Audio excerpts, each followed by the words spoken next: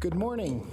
I will call the Washoe County Board of County Commissioners meeting to order for June 11th, 2019, and we will start with a salute to the flag. Commissioner Burke-Bigler, would you lead us this morning? I certainly will.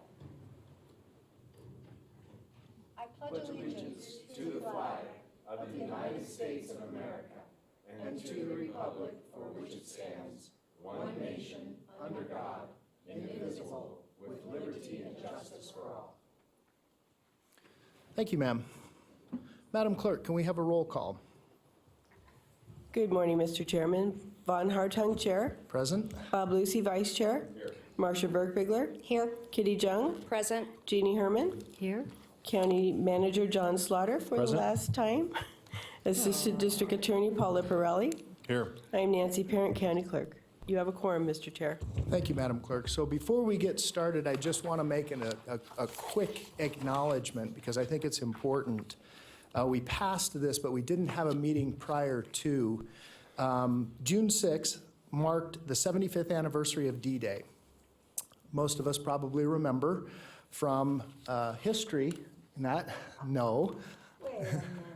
Although I did have a father, an uncle, and my father-in-law were all in World War II. None of them were at D-Day.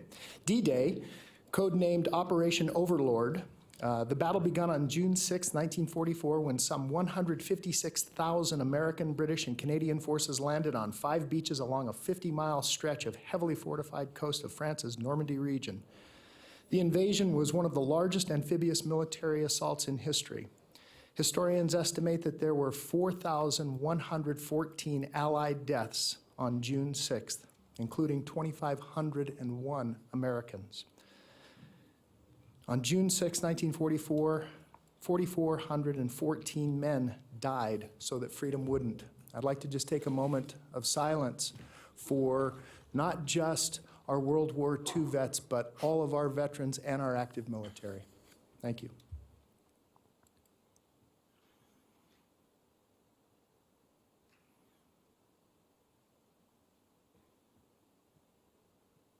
Thank you so much. Mr. Manager, item number 3. Mr. Chair, item 3 is an appearance. This is from the Nevada Department of Agriculture, Sean Gephardt. A presentation and update on noxious weed control. Mr. Gephardt, welcome. Good Are you morning. any relation to Andy? No, I'm not, but I know Andy very well. Yeah, no, he's, I've been asked that several times. I'm sure you are. So, thank you very much, commissioners, and my name is Sean Gephardt, and I'm with the Nevada Department of Agriculture. I am the Noxious Weeds Coordinator. I think the last time I gave a presentation here was early 2018 or late 2017 to cover roughly the same information, but I like to do this, try to do this on an annual basis, just to provide somewhat of an update on our noxious weeds. So the Nevada Department of Agriculture has the authority to designate noxious weeds to be put on the list. Currently we have 54 noxious weeds. Last August, 7 new additional species were added. 3 of them are winter annual grasses up here in the northern half of the state, 2 specific to southern Nevada, and then 2 are aquatic species that are threatening potentially Lake Tahoe and other bodies of water throughout the state. So what makes a noxious weed? It is declared as any weed that is difficult to control, destructive, but not so widespread that control is impossible. And why I highlight that is because everybody assumes that cheatgrass is a noxious weed. Cheatgrass is an invasive species, but it is not a noxious weed simply because we can't expect any level of control. It's just too widespread. NRS 555150 declares every person owning, controlling, or occupying the lands in the state and every county shall control all weeds declared noxious. I'd like to highlight the word controlling. In our statutes, we do not require eradication, but we do expect some level of effort to be made so that the weeds that are infesting a certain area do not spread to outside of that parameter. This is a snapshot of our weed infestations that we currently have on file through the Department of Agriculture. This data set was collected through our EDMAP system, which is a publicly available weed data system that encompasses not only Nevada, but also all the bordering states. That way, it can assist me in identifying new weed species that are encroaching on our state. Some of the priority weeds that we have are yellow star thistle, purple loosestrife, and Medusa head. We break the 54 noxious weeds down into 3 categories, A, B, and C, all determined by the widespread distribution. A being that they're not so widespread, and C, that they would be widespread throughout the state. I do that to provide assistance to the weed management professionals in the county so that they know where to place their resources. This is just a pie chart of some of the noxious weeds that we have throughout Washoe County. So let me jump into some of the weeds that we have that are my biggest concern. The number one weed that I see frequently along Sparks Boulevard and is encroaching into Truckee River, and I believe it is now into Pyramid Lake, is the purple loosestrife.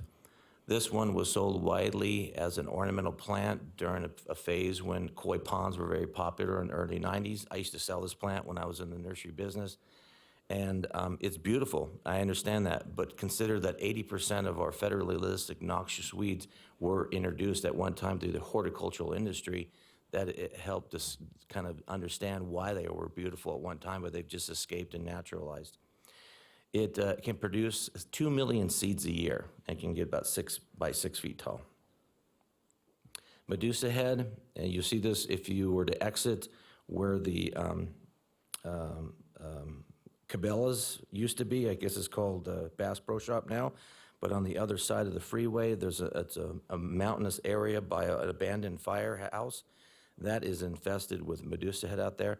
And you can see in the picture that it creates a great deal of thatch, which makes it very difficult to control because you have to remove that thatch layer to get down to that new growth underneath. If you do not do that, you're just simply applying chemical on an area that's not going to introduce itself to the target species. And then my primary concern of all the 3 weeds here that I've listed is the yellow star thistle, and I believe that I mentioned this at the last presentation last year or so. I'm seeing this spread extremely fast. And I believe personally, from looking at the infestation data that we have in California, that this is probably one of the major contributors to the fires that are rampant through California. This annual weed can get about waist high, and you have to remove the dead biomass to get down to the new rosettes underneath. If you don't do that, that is essentially just more fire fuel. What was difficult about it as well is if you mow it before it goes to seed, it'll grow prostrate underneath your mower blades. And it also has cyclical germination cycles, so that if you spray it once with like Roundup or 2,4-D, you'll have to come back and make a second application because you'll have another flush of growth.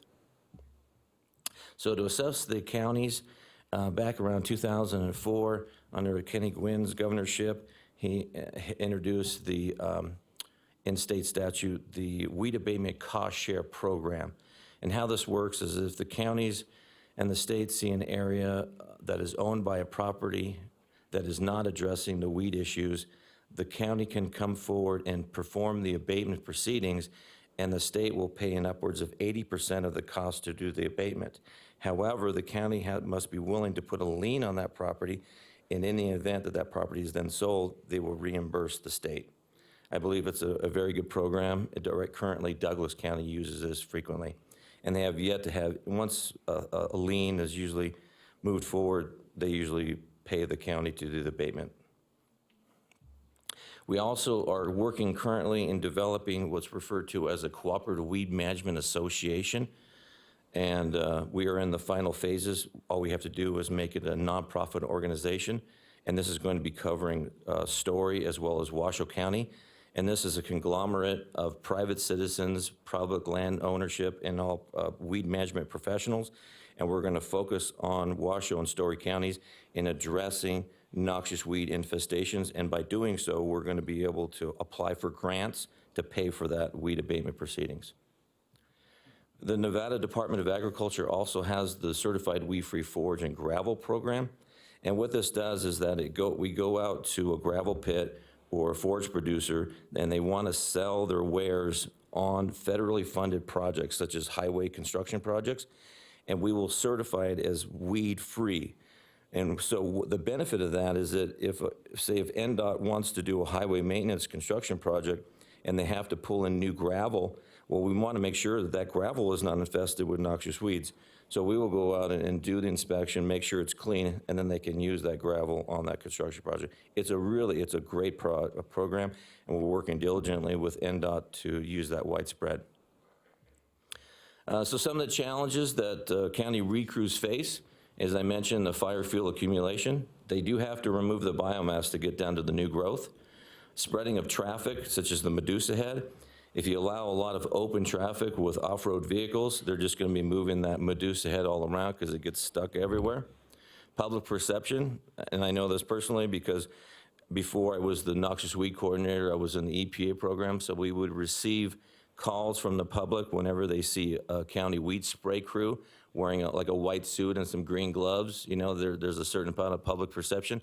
We understand that, but we want them to do their job. So education is how we address that. Difficulty of access, especially when there's a high water year, like the last several years that we've had, say in Lemon Valley. You can't address noxious weeds if they're underwater. Funding shortages, chemical storage, and of course, absent landowners. So through the funding that's provided through you to the county weed crews, they help control noxious weeds on open spaces and parks, private landowners and rights-of-ways, which cover herbicides, personal protective equipment, storage equipment, and of course, personnel. And we're here to help, and we're here to collaborate with the counties as much as we possibly can. And so I'm just here to kind of rah, sis, boom, bow, let's get some weeds. And that's it. Do you have any questions? Okay, thank you, Mr. Gephardt. Commissioners, let me see who signed it. Commissioner Jung. Thank you very much, Mr. Chairman. I always have to ask this because I get a lot of concerns in my district. How do you balance the need to remove noxious weeds and the safety of the community vis-a-vis your chemicals, as well as how does that affect pollinators? Well, that's a great question. We don't enforce the use of chemicals. And one of the things that I want to do is when I do contact a private landowner, I want to make sure that they're going to be implementing the most efficient means possible to effectively control that weed. And it's not always the use of chemical. If it's an annual weed, if you mow it before it goes to seed, you don't have to use a chemical. And when you're talking about a concern to the environment, if you let that noxious weed go, you're going to have a fire. I know, for example, there are some large areas where that the yellow star thistle is really running rampant. And it's got to the point, and it's so rocky that they really can't mow it. So maybe a chemical application would be the best alternative in this approach. But unfortunately, if that doesn't get done, you're going to have a fire that's going to rage through there, and you're going to have a lot of houses that potentially could go up. So. And related to that, and you say you've identified areas in Washoe County where this is a problem. Have we ever partnered with you? Let me give you an example. Sun Valley, that's where I represent the majority of them. They have quite the weed problem and eradication control because they own their own ditches.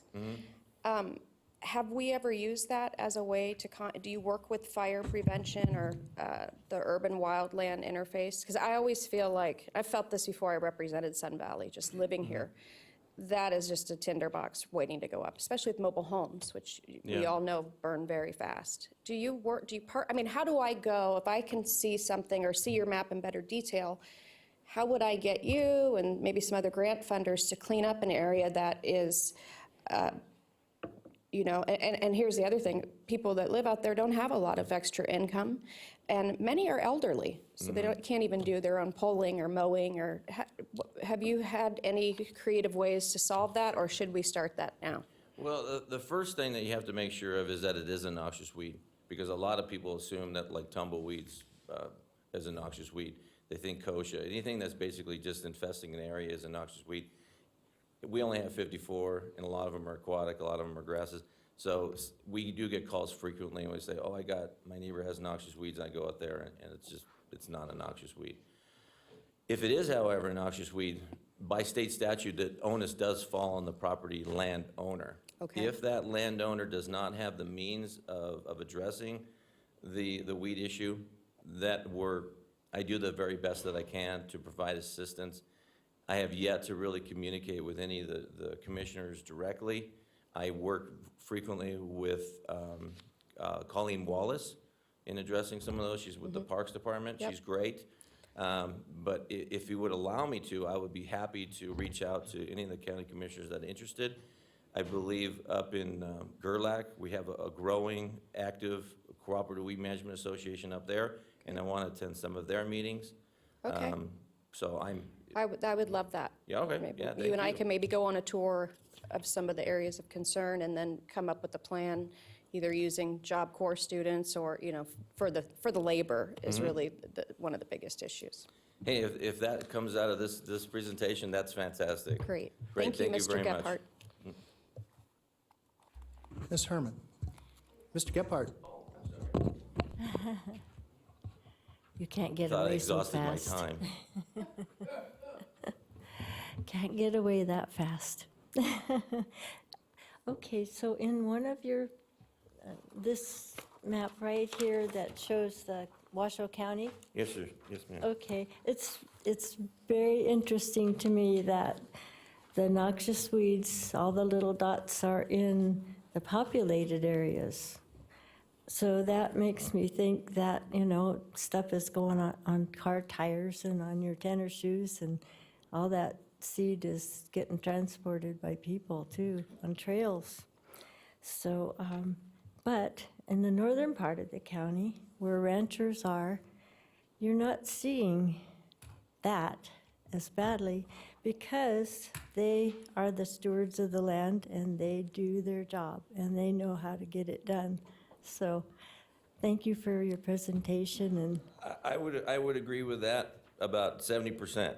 However, I think this is also a failure on my part that we haven't done really a thorough survey of the northern half of the state. But I would agree with you wholeheartedly. In rural areas that's impacting agricultural lands, they see the monetary value in addressing noxious weeds. absolutely, So- thank you. Okay. Good? Thank Okay. you. I have no one else signed in. Anyone else, commissioners? Okay. Okay, Mr. Manager, item number 4. Thank you, Mr. Gephardt. Item 4 is another appearance. This is Kara Housby, Development Coordinator for Keep Truckee Meadows Beautiful. Presentation and update on the results from the waste characterization study. Nope.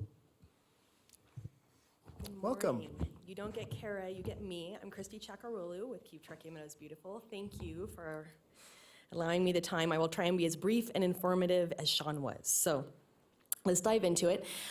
Primarily, I'm here because I want to provide information about the Washoe County Health District Waste Characterization Study, but I thought first I would give you just a quick overview of how we're looking with some of our illegal dump sites. So out here in Lemon Valley, back in 2013, we had a nice pile of trash, and 5 years later, happy to say it's gone. Part of that's because of development. We have found that a great cure for historic illegal dump sites is development.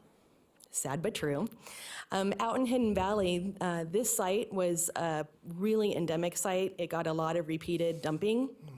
But going back out there this last year, except for the hot tub, see, if I just kept with that one picture with the horses when he was trying to sniff my camera, I could have fooled you to think it was all clean. But there is a hot tub out there, but it's still so much better than it was before. Damani Ranch, this is up behind the high school. Of course, that's now being developed. But back in November, this is how it looked. It looked far better. And so I just want to visually illustrate to you that illegal dumping is getting better in our area, although primarily that's due to development. So we are continuing to do our great community cleanup. These stats, I should have updated it, but this last cleanup we had in May, we had more than 31 sites. We had volunteers, and it's an amazing volunteer turnout. 2 weeks before the event, we had our standard about 20 sites, and 2 weeks before the cleanup, we had all those sites full. So we worked with our project partners, including Washoe County, to identify other sites that we could open up and turn into, useful cleanup sites, and we ended up with 31. So that was a really great turnout.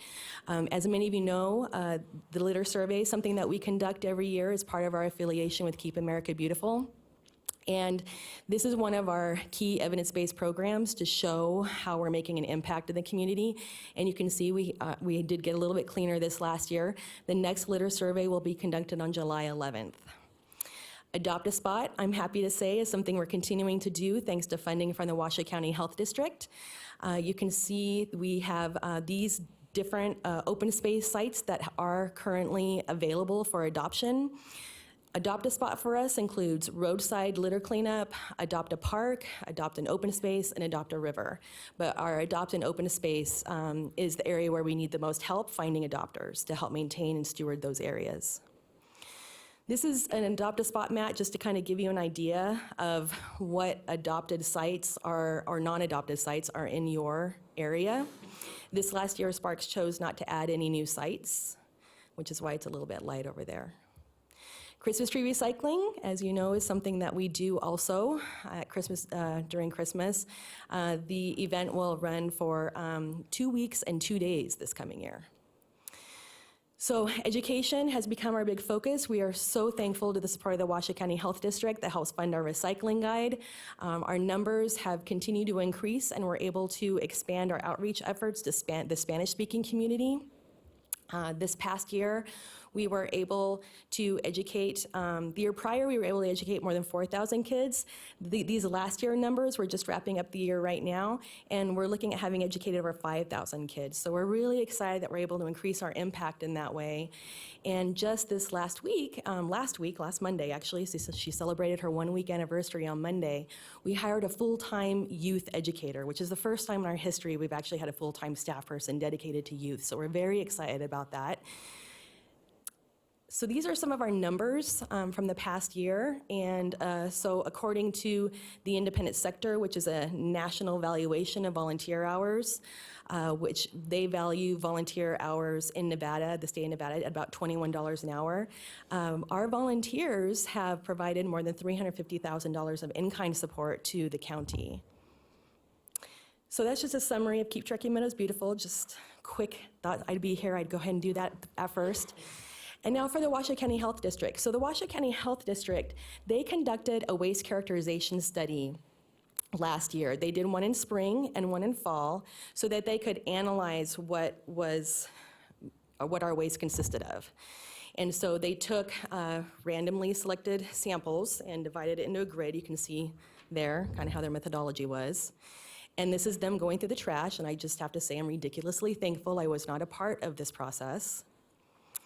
There's a lot of yard waste, more on that in a minute.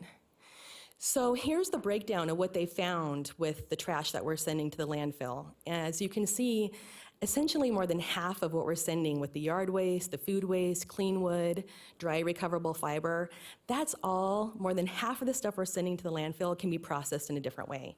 It can be mulched, it can be composted. Other communities, I for instance lived in Eugene, Oregon for a couple of years, they had great programs in which this type of waste was diverted and used again for other purposes like gardening.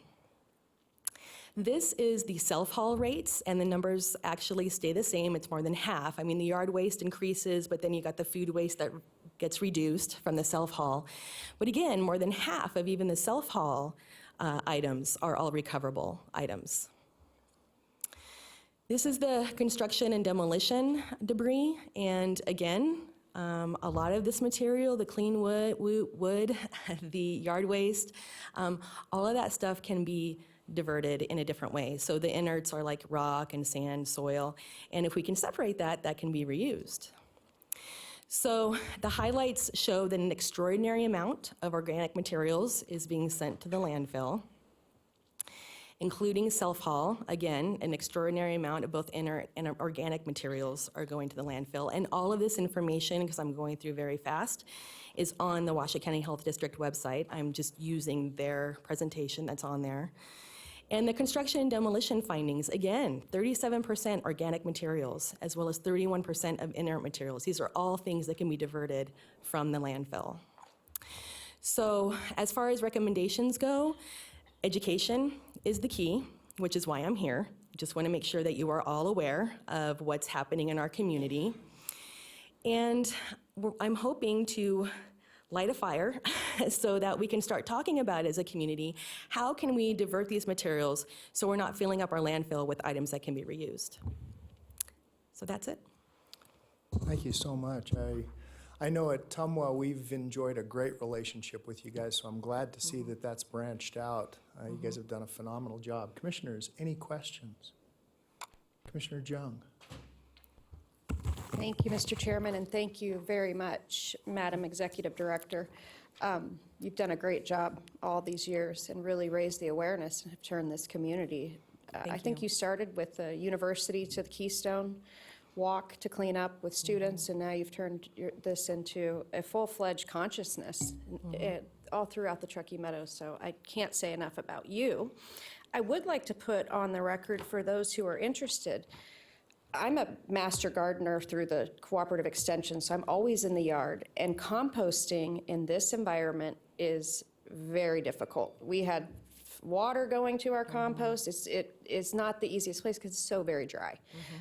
There is a new business here in town. It's nonprofit. It's called Down to Earth Composting. I don't know if you've heard of it. They have a small footprint right now, but they have grown actually. They're more of the downtown and the midtown, and they ride their bikes, which is the way that we used to do our trash collection at my college at Humboldt State. It was all human powered. And for a small fee, and then they give you the black gold afterwards. After they've composted, you get as many buckets as you want. You can put a wheelbarrow out there. That's a lot of compost. And so I would like to put that on the record. And then do you know any rules for people at Waste Management when they're going to a transportation station or a dump? Can people be standing out there to reclaim what's there, or does Waste Management find that we're taking money from them? Because what I'm thinking of is Burning Man. Yeah, so once our trash reaches the curbside, it becomes the property of Waste Management. Okay. That's written. So in it'd the have to be franchise. their cooperation if we wanted people standing out there, maybe that just flew in, that want to build their own art car or some sort of contribution, that would be a bigger lift. It might be Right. something to think about. Right. The trouble with the Waste Management contract as it is in this state is that they own the dump. So they don't have a lot of incentive to do diversion because it's cheaper to just put it in the dump and in their land. So I know the tenuous line that you walk there, but I think you do a great job, and I thank you for that. Great, thank you. You know, I just wanted to mention one other thing. You know, you mentioned some of the historic dumps that are now developed. I remember many years ago when Vista did not exist. It was the old Spanish Springs Road, and what is now Los Altos was a dump up there. And now it's a subdivision. Bud Beasley Elementary School is up there. It's a beautiful subdivision. Yeah. So but it was very sad. I mean, you drive up this really beautiful canyon, and people just think that anything off the road is a dump, and it's a sad case. So thank you so much for the hard work. Commissioners, anyone else? Again, thank you. Okay, thank We you. appreciate the partnership. Mr. Manager, item number 5. Item 5 is public comment. Comment heard under this item is limited to 3 minutes per person, may pertain to matters both on and off the commission agenda. Commission will also hear public comment during individual action items with comment limited to 3 minutes per person, and comments are being made to the commission as a whole. Madam Clerk, would you call public comment, please? Certainly, Mr. Chairman. First up is Mr. Robert Parker, followed by Mr. Jerry Mifsud.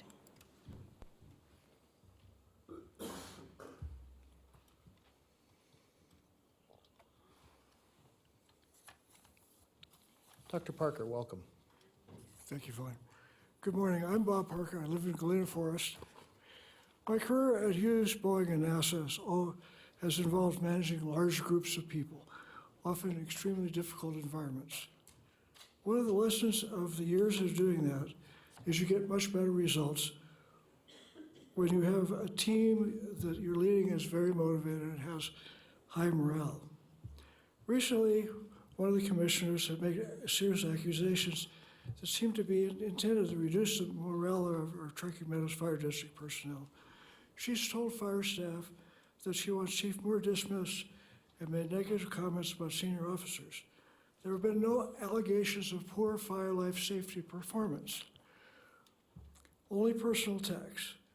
The motivation would appear to be to degrade Truckee Meadows Fire as a good place to work and to reduce the high-level service we now enjoy. For example, we have paramedics on all our fire engines, We have newer equipment and newer stations, well-maintained equipment, in contrast to some of the other agencies around here. It's widely known that this commissioner did not support the formation of Truckee Meadows. She wanted to hand Truckee Meadows to the city of Reno to run, and she sometimes has run for office in the city of Reno. Might be the motivation. Her actions will reduce the effectiveness of the fire district to handle serious emergencies for what seems to be a political reason. This is really about life and death, ladies and gentlemen. If the guy gets there before you die, he saves you. We have lots of people saved by the paramedics on our engines. We had an accident the other day down at Wedge Parkway where the Rayleighs is. 2 cars collided. REMSA showed up to rescue the people. It's outside the city, it's in the city, outside the county. No city personnel showed up. There was no police, no fire, nothing. REMSA did it. 2 citizens were out in the middle of the street directing traffic. It's not acceptable performance for any elected official to do this kind of thing. We ask that this commissioner recuse herself from any further action with Truckee Meadows and request that she be prohibited from further interaction between her and the staff. We pay good money for this service. We want it to continue. I don't want my next door neighbors to die. Thank you. Thank you, Mr. Parker. Next up is Mr. Jerry Mifsud, followed by Ms. Tammy Holtstill. I don't see Mr. Mifsud in the audience any longer, Madam Clerk. Okay, we will move on to Ms. Tammy Holtstill. And then she will be followed by Ms. Elise Weatherly. Can we have the overhead, please?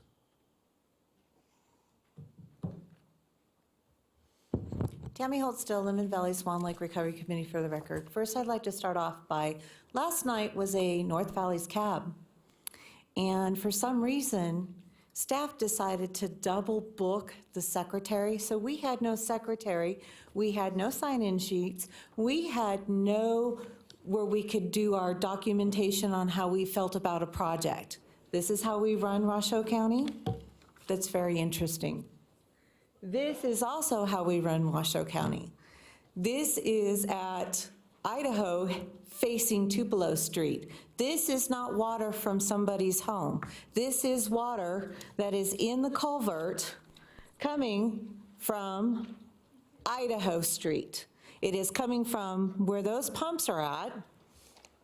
It is coming from where staff decided that the elevation of Lemon Drive was the right thing to do, and it's coming right in the road base of that elevation. You want to see these personally, you can go out to my Lemon Valley Swan Lake Recovery page, you can see them on there. I put them all out there. This is coming from underneath the road. It is not coming from homes. We have not had any rain. This is coming from Idaho back up to Tupelo. It's also going down Lemon Drive on the Idaho side and is close to that home right there, where it is starting to spread out and move back up towards that home. So, this is not over. And even though there is now a class action lawsuit in the process at the current moment, Washoe County got out of that one. But Washoe County's not done. Your inaction is a negative action. Action like this, not taking care of it, this has taken longer than today for this to happen. This has been leaking for a while, but it just got big enough for it to come to my attention. So, something needs to be done. I remember being up here January 25th, 2017, saying there's people without toilets. There's people with water around their home. You need to help them. It wasn't until I stomped my feet at the governor and at Caleb Cage and emergency management did somebody pay attention. And nobody is back, and not everybody is back in their homes, as it was so called, we will not stop until everybody's back in their home. Well, that hasn't happened all either. So what are you going to do about it? This is your responsibility. Thank you. Ms. Elise Weatherly, followed by Ms. Rebecca Goff. And Mr. Mifsud, is that you? Welcome, Ms. Weatherly. Okay. Madam It'll Clerk, be will you just a please minute. start the clock for Thank Ms. you. Weatherly? Hi, Elise Weatherly, Washoe County resident. Yesterday, I went to Walmart instead of Rayleigh's because I wanted to go someplace where I could save some time and money. Well, as another shopper was in there, I said amen to her when she said, Walmart sucks.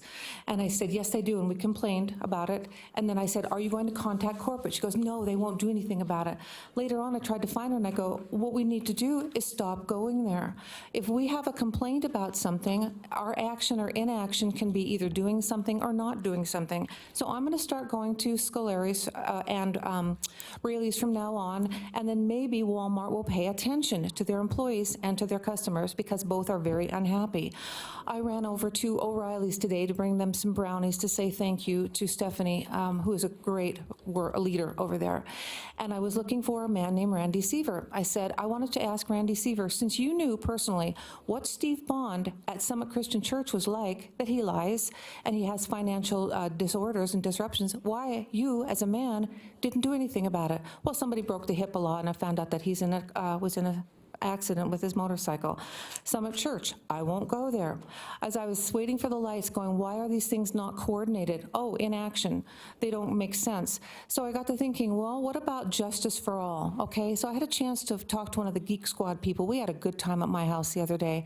That when he stands in front of Judge Chris Wilson, if he did for the next day for a child support issue, I go, if he finds something that you think is unfair, don't just let it go. File an appeal. So he will be probably filing an appeal against a judge that is very biased. He likes criminals. So talk to the kids. What do you think about the school district, kids? Well, they think that Washoe County is the worst, most rotten school district ever. I had a child that actually volunteered that he said Ace High School is the best school he's ever gone to. He's going into construction. So they will not stand up, though, for what TMCC did to the Ace High School students, disqualifying the two best students in that school because they didn't fit into their scheduling. They thought they might not graduate from TMCC because their scheduling was off. Will they talk to me? No. Will they talk to an attorney? No. Will they hide? Oh, yes. Thomas Macalusa and Melissa Olson will hide because they don't want to be confronted with the fact that they made a mistake. Did you know what one of my teenagers said when I asked about the Washoe County School District? He said, I hope I can say this out loud, they have a rebar up their arse. That's what he said. And will they listen? Oh, gosh, heavens, no, they will not listen. So what I'm going to do right now, folks, is I'm going to go home. Well, actually, after I say no to everything that's on the agenda, I'm going to go home and do some more YouTube videos and some songs about people that will be ignored. I did a song. I put in lots of money. I put in effort for my Paul Orphan PERS People song. And guess what? It's ignored. Thank you. Ms. Rebecca Goff, followed by Mr. Sam Dene. What about Jerry? Jerry will be called again at the end. You go ahead and Ms. Goff, welcome. Good morning, Commissioners. My name is Rebecca Goff for the record. I am here today to speak about Agenda Item 12, the appointment to the Washoe County Regional Animal Services Advisory Board. I'm seeking this appointment because I've loved animals all my life. I have dedicated my career to helping their pets and their families through good and challenging times. Being an advocate and community leader is something I have experience with, and it would be an honor to serve on this board. Thank you for your time. Thank you, ma'am. Mr. Sam Dene, followed by Mr. Richard Baquin.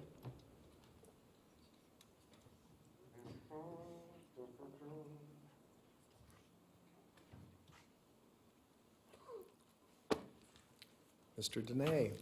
Sam DNA Dene, the guard angel against media wacko freaks throughout the community of Reno, and especially the yellow-bellied Reno Gazette.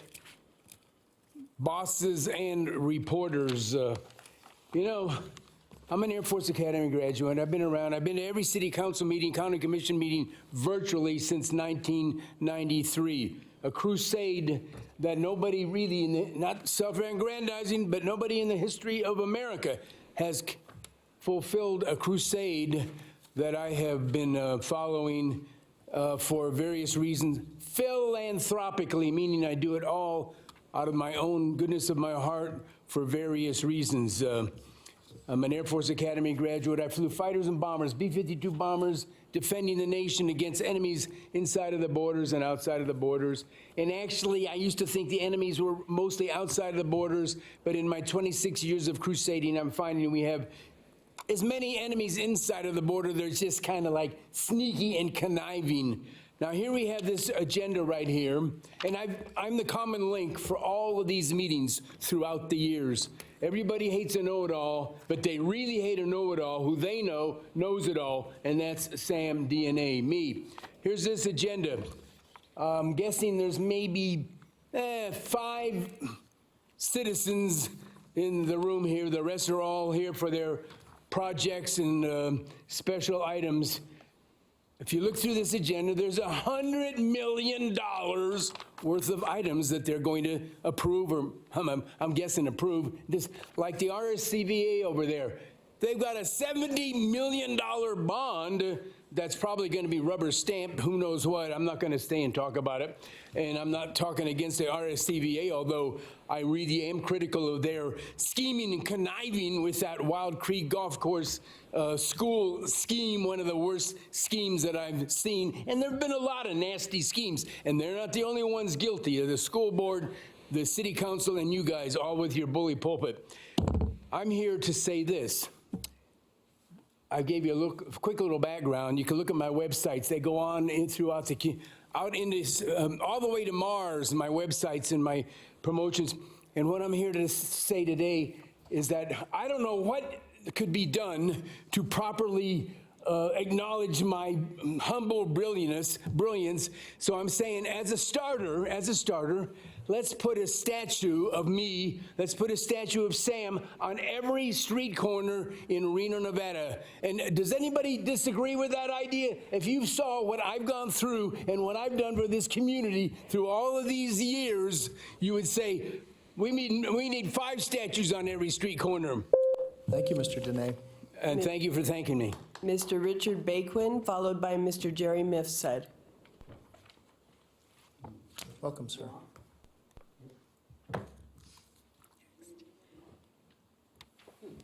Thank you. I've been provided with documents from Mr. Baquin, which I'll distribute to the board. Thank you, Madam Clerk. Good morning, Mr. Chairman and Commissioners. For the record, my name is Richard Baquin. My wife, Kathy Kinzer, and I are residents at 5775 Norden Way in Montreux, Reno, Nevada, 89511. This is regarding item number 29 on your agenda. We have lived there since February 2018. 2018 was our first experience with the Barracuda tournament. Our home is directly across the street from the vacant lot at 5605 Alpinista Circle, which last year was the site for staging and storage for scaffolding services and catering services. Additionally, buses loaded and unloaded their passengers at this site, and there was a ticket sales booth and restrooms. As a result, there was a lot of disruption from all of the activity, traffic, and noise for most of the summer. Subsequently, we met with Mr. Chris Hoff, Tournament Director, and Mr. Bryce Leon, Operations Manager of the Barracuda Tournament, and shared our concerns. In response to our concerns and the concerns of our neighbors, Mr. Kim Scoggins, who resides at 5615 Alpinista Circle, which is immediately next door to 5605 Alpinista Circle, Mr. Hoff has agreed nothing will be stored on the lot at 5605 Alpinista Circle. This would preclude, but is not limited to, the use of staging for storage for scaffolding services and parking of trucks and containers to stage and store products for catering services. Staging and storing for catering services will be on Desjardins Lane. Staging and storing for scaffolding services will be on a parcel of land east of Bordeaux Drive, just inside the Montreux Gatehouse. The Barracuda tournament will place on 5605 Alpinista a trailer for ticket sales, an entry tent, portable restrooms, and blue canvas fencing around the lot. These can be set up a maximum of 1 week prior to the Barracuda tournament, during the tournament, and will be completely removed by the end of the week after the tournament. Buses will unload and load passengers at this location. I appreciate that Mr. Hoff took my concern seriously and has made arrangements for alternative sites for scaffolding services and catering services. These changes are very important to me, and I felt it important to memorialize them at today's Washoe County Board of County Commissioners meeting as you consider the Barracuda Tournament's business license request. Last but not least, I'd like to thank Mr. Chad Geisinger of your staff, who has been very responsive and helpful. Respectfully submitted, Richard Baquin. Thank you, sir. Mr. Jerry Mifsud.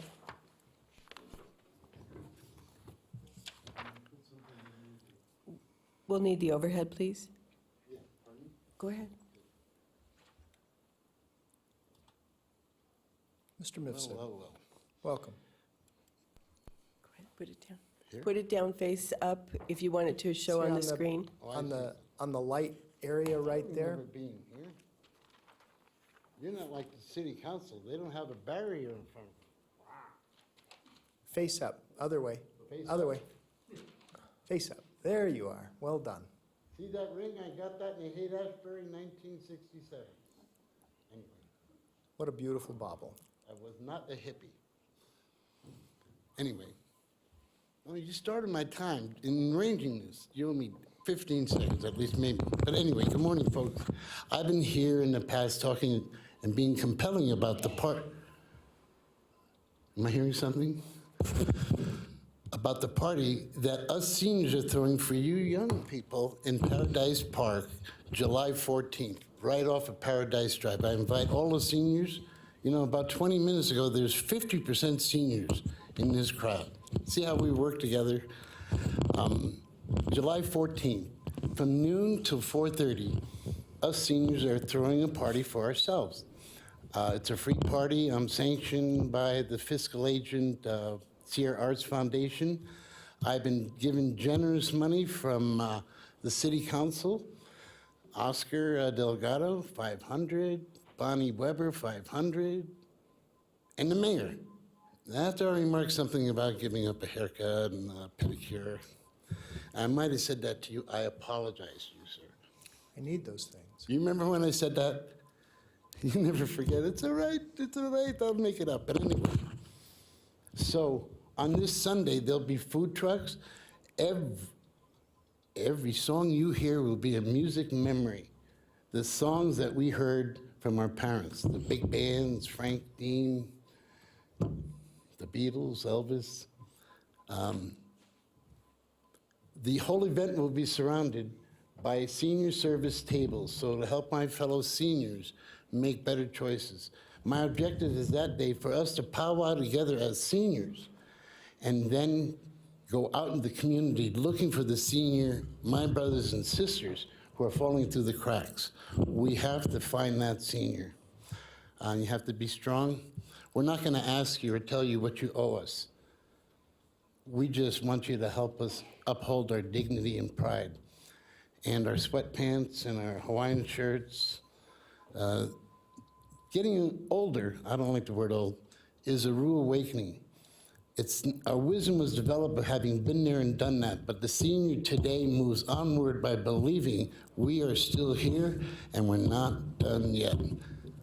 With 5 seconds, I want to thank Kitty Jung, the Honorable Kitty Jung, for her $500, and the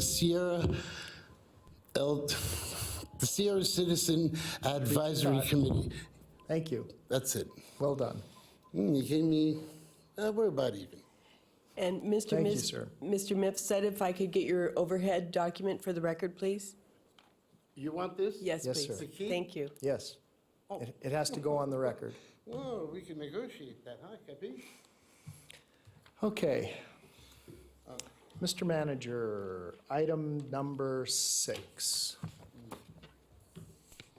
Item 6, this is Commissioner and County Manager's announcements, reports, and updates to include boards and commission updates, requests for information, or topics for future agendas.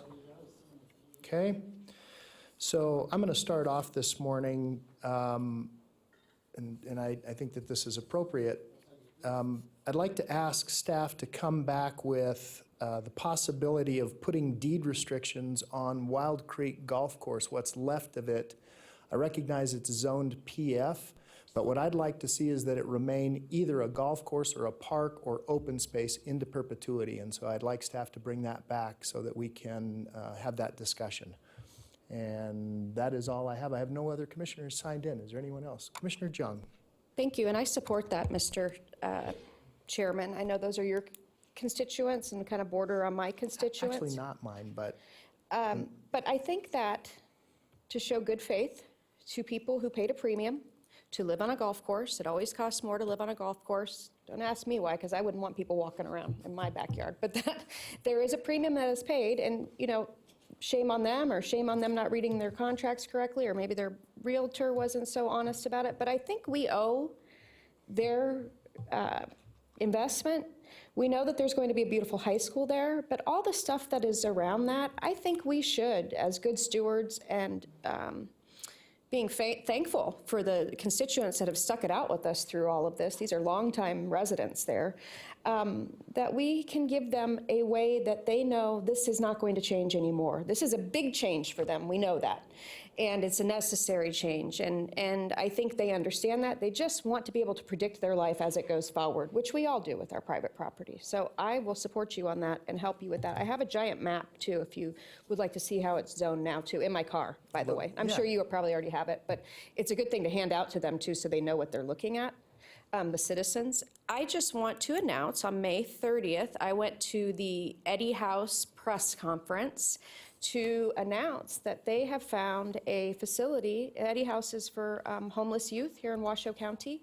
They have found a facility for 54 beds that will be open 24/7, 365. Right now, they're open Monday through Friday, 8 a.m. to 5 p.m., and hustle the youth out, the homeless youth out, and they have to make their way for the rest of the hours that are there, the most vulnerable. Scott and Kitty Jung, personally, are big, longtime supporters. We wrote them, we meaning the royal me, wrote them a check for $1,000 a couple years ago to start this momentum to raise the money. And if you remember or not, one of my birthdays, I asked people in lieu of birthday presents to moi. Yes, Miss Marshall was, or Thomas, I always do that. Miss Thomas sent socks there. My husband sent underwear and deodorant. These are things that were listed as things that youth need. My mother made her famous baked beans, a friend made a stir fry, and that was my birthday party to help these homeless youth. So I encourage you to go see this area. It's kind of behind the renowned, if you ever did your 23andMe testing there, it's in D3. It already was in D3. It's moving to another area. And remember, it was so important that we actually kept them away from the main campus for the community homeless shelter, because youth homeless are very different than old school homeless, and they usually are very vulnerable and preyed upon and don't feel safe there. So I was there to represent all of us, and I think it is a giant step forward. The theory is, for people that are in the business, that if you can eradicate the homelessness, that generation there as youth, they believe you could eradicate homelessness forever. So that is the big lift we're doing right now. And these are people's children, and they need a safe place to stay at night when they are so very vulnerable. So I'm pleased to have represented us at the opening of a 24-hour facility for 54 beds for our homeless youth. Thank you, Mr. Chairman. That's wonderful. Thank you, Commissioner Jung. Commissioner Herman. Thank you. I have a few things here, so I hope you'll, anyhow. Number one was in our strategic direction, we had some items on a list, and I've been looking at it, and I think I will read it, and just to let everybody know what we're supposed to be doing here. One of these items is elevating the quality of life So our community is a great place for everyone to live, regardless of means. I just think that's pretty powerful if we can get the job done.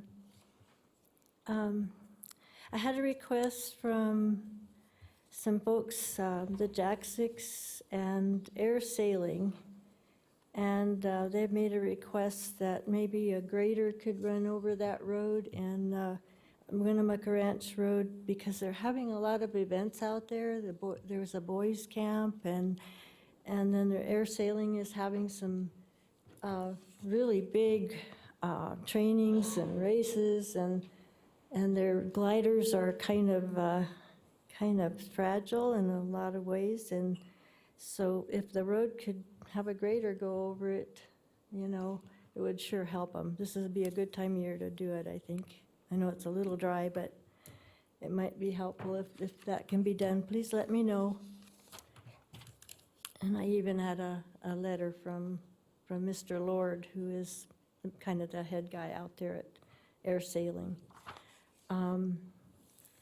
I've had a few people call me and about our agenda this time, and I had a few of them make suggestions about things that maybe we should just try and explain a little bit better to the folks in the community, because we've got some, like Mr. Sam said, we've got a lot of money that we're dealing with in this agenda. And like I say, it worries people, the taxpayers, what this is really about. And sometimes it's pretty simple, and once it's explained, it's understandable, but it's kind of scary to begin with. So I think that's pretty good advice. I don't know. Sam agrees with me. Okay, I got a little challenge here. I've got 3 items that I have asked to have on the agenda, and I just am challenging whoever it is that needs to get it on the agenda. I think we need to discuss one of the items that's on that list, the matrix. One is the reservoir that would be on the east side. If we could just either vote it up or vote it down, I know everybody'd appreciate that. And then I've asked for a Second Amendment sanctuary to be brought before the board. And same thing there. Let's get an up or a down vote on it. And then I asked for a moratorium. The City of Reno put it on their agenda, I believe, but we haven't put it on ours yet. That was from the joint meeting. So I think that was it. I bet you're glad. Thank you. Okay, thank you. Vice Chair Lucy. Thank you, Mr. Chair. Appreciate it. Coming off of some comments that Commissioner Jung made, it is amazing the strides that our region and our community are making as we approach vulnerable citizens, homeless, those are without homes and a lifestyle that most of us are accustomed to in our region. And it's largely in part to a lot of the organizations, i.e. the Eddie House, a number of things. But here at the county, I'm very proud of the strides that we're taking at the NAMS campus and what we've been doing to make that step. We'll be talking about that in item 10 and 11 today.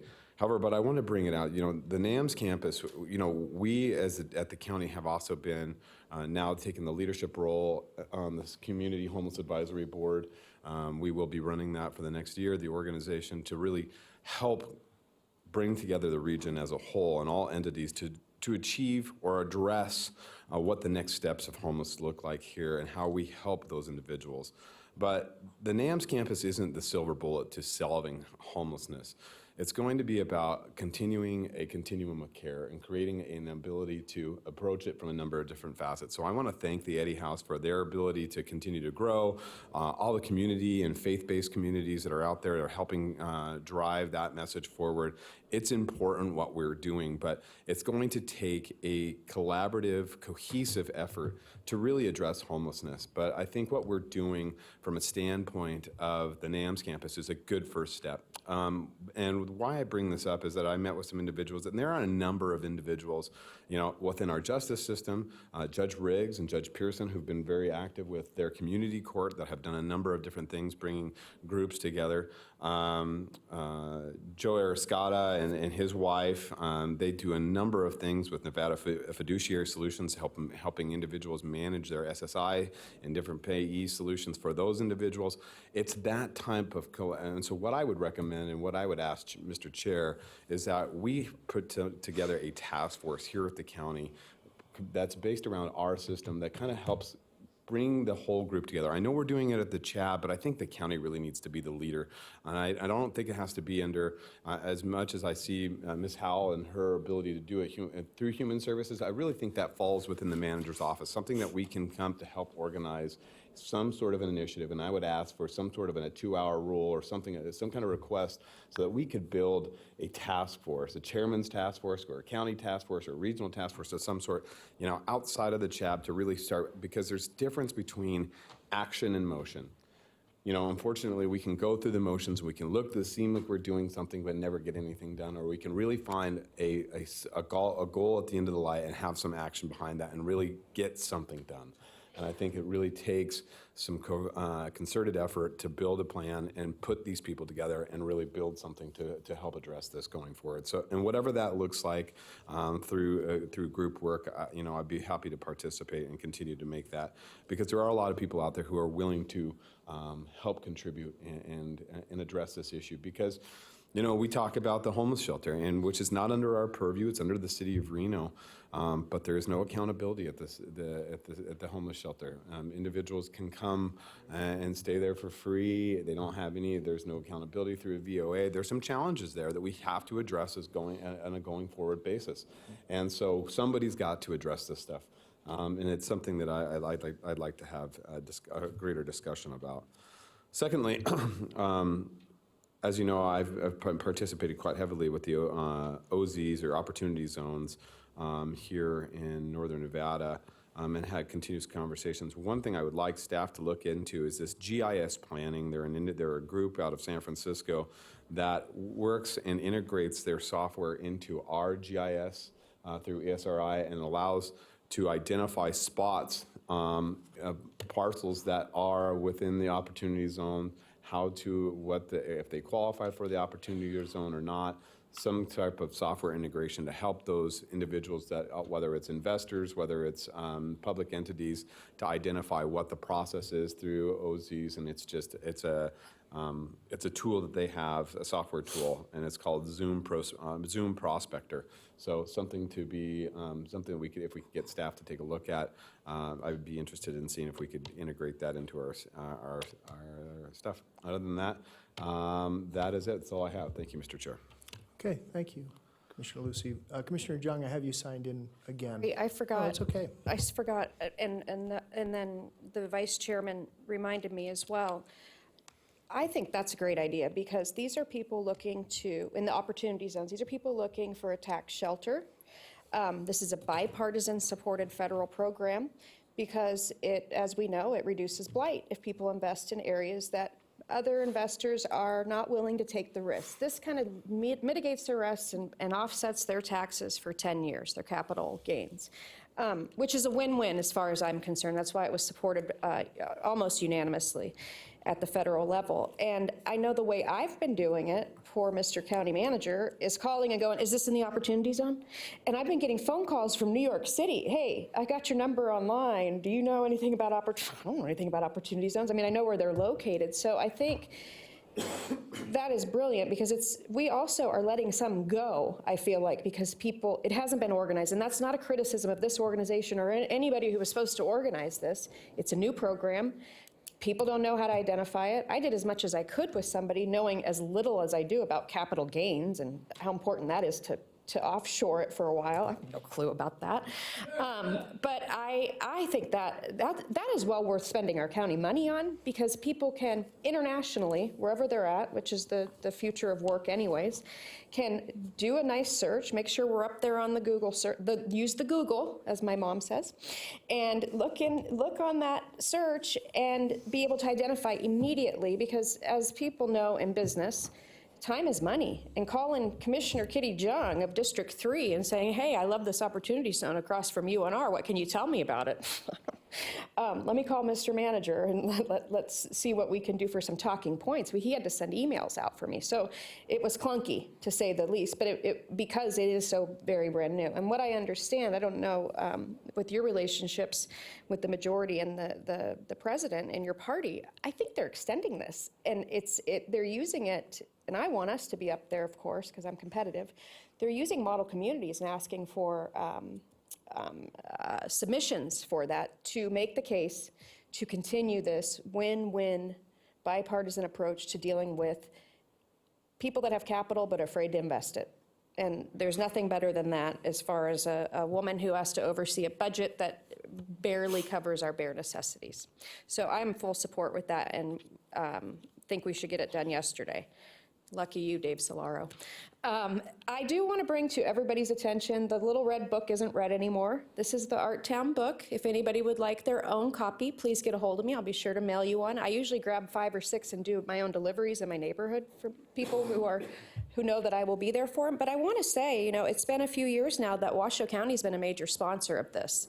Thanks to all of you supporting that being something that we think is worthwhile in our community, and that arts enhance life and lifestyle.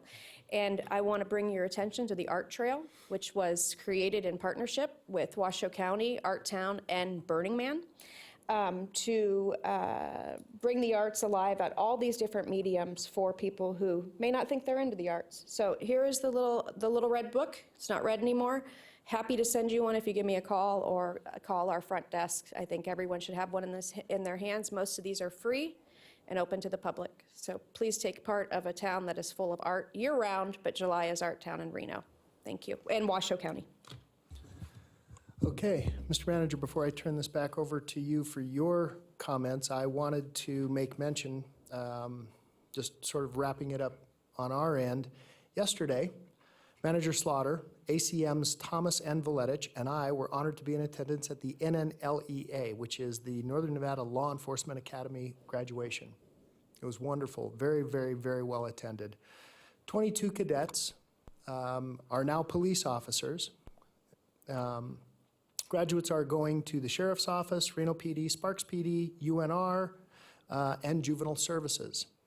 It was very touching, because Chief Soto, whose turn it was to speak, acquiesced to Sparks PD Chief Brian Allen, who retired yesterday. Today is his first day of retirement.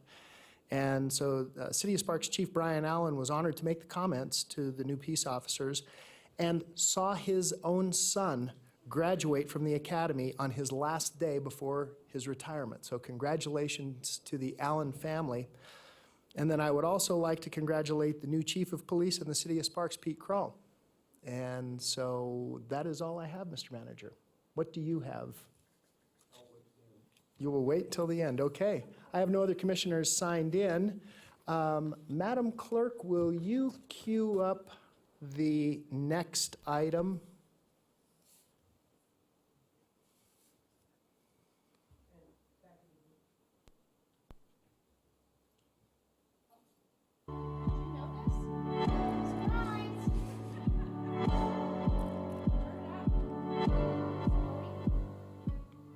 Not only has he changed how the employees interface with the community, but he's changed the way that the community has interfaced with the county, and how they can reach out to us and really tell us about what the issues are that they're dealing with on a daily basis. Well, I tell you that the culture has improved at Washoe County. John has this way about him where he's just calm, cool, and collective. And no matter how hard the issue is, his consistency of approaching problems brings a sense of calm to difficult problems. He brought us together. He brought the whole county together. What's really impressive about John is that he gets in the trenches. I love the photos of him reading to children, presenting, student achievement awards at student assemblies, walking the Washoe County trails with the families. It just touches your heart. And I love that he invites students to experience government, county commission, in the chambers, meeting them and so forth. He's so welcoming. As a businessman, I remember the recession of 2008 like everyone watching this does. And it was a fiscal responsibility of Washoe County that John was instrumental in. They kept everything working so well during that terrible time. More recently is the Children's Cabinet, which we're very involved with. John's on the board of directors of that, and he has been so supportive of the Children's Cabinet and making it into the great organization that it is. I can never thank John enough for all he's done for the guidance and leadership of the Children's Cabinet. I've known John since 1993. We had our children in Cub Scouts together, and it was some of the best times. I think John and I knew each other the first 5 years. We didn't know what we did for a day job. All we knew, we were dads trying to stay afloat in a canoe. John came in and basically rebuilt the organization, in my estimation. He promoted people, he hired people, he built programs to support the organization. He strengthened relationships throughout the region and throughout the state. And so he leaves a legacy that's going to be a challenge to move beyond. It's just great that the county has been such a team partner in looking at the overall economic development of this region. John participates freely at EDON board meetings, and he works with the university and works with the cities to really help find solutions in a teamwork fashion. I believe Manager Slaughter has really blazed the trail for other leaders because of his willingness to promote, coach, and mentor women all the way to the top positions. So John, as a county manager, he just brings such a nice, calm atmosphere to the county, brings honesty and loyalty and all those sort of things. Also, wisdom. He is the guy that I go to whenever I have a problem or a question, and I always have lots of those. So John has always been there for me right up till today. I've been honored to have served with him. It's been a wonderful experience for me to serve and work with John for the last 5 years of my tenure here at Washoe County. And I think the biggest thing that I see John doing is he's ultimately changed the culture. And when you talk about how the culture has improved since with his leadership, it's tremendous. He's changed the way people talk to each other. It's more of a culture of yes for the community. It's a culture that the employees love to come and work and participate in. He has just changed the whole attitude here in Washoe County.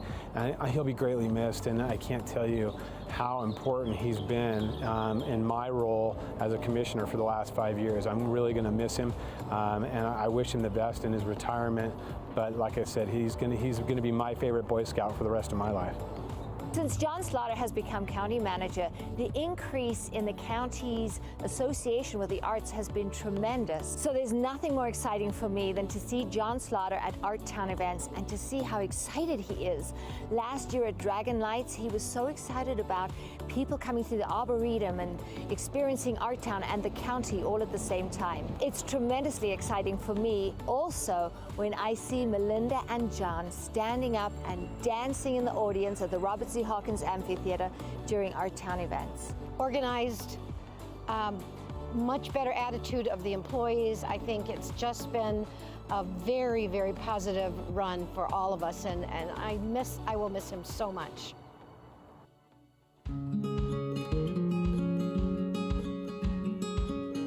But no, to John and to Melinda and his whole family, I wish them the best. It's been a blessing to know you. I look forward to spending more time with you. And congratulations on making a right decision to work for Washoe County and making a great decision to go do more with your life. Congratulations, John.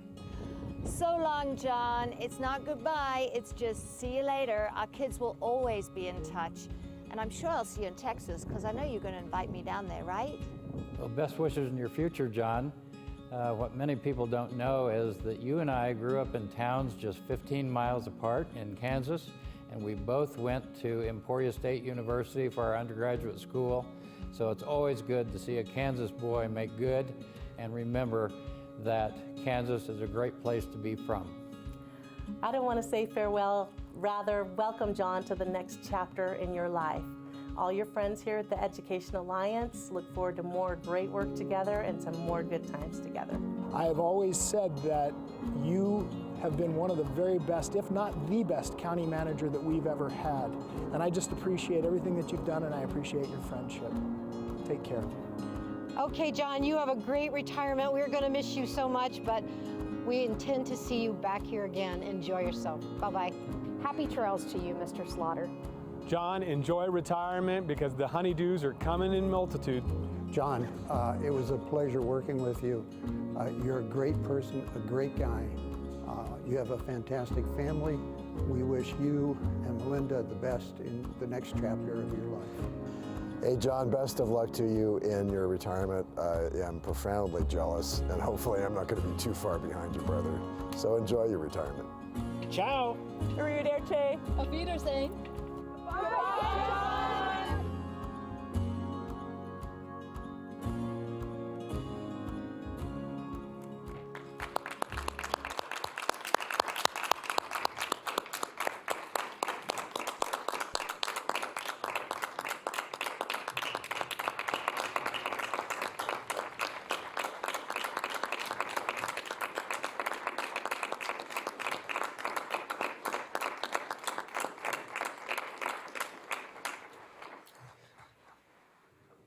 Well, Mr. Manager, before I take you down to the, to the podium, I want to say, you've accomplished so many things. Perhaps most recently, the one that I'm most jealous of is cleaning your office, a task of which I have yet to even dare. But you've done so many things for us. So I'd like to invite you down to the podium, sir. Commissioner Lucy, will you take over, please? Yes, Mr. Chair, absolutely.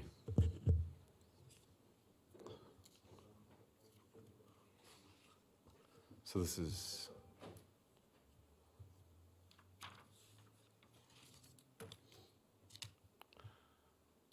Mr. Chairman. So the manager, thank you, Commissioner Lucy, Vice Chair Lucy. So the manager just noted that this was not on the agenda during agenda review. Somebody wasn't paying attention. It was there. There was just a slot that was not filled yet.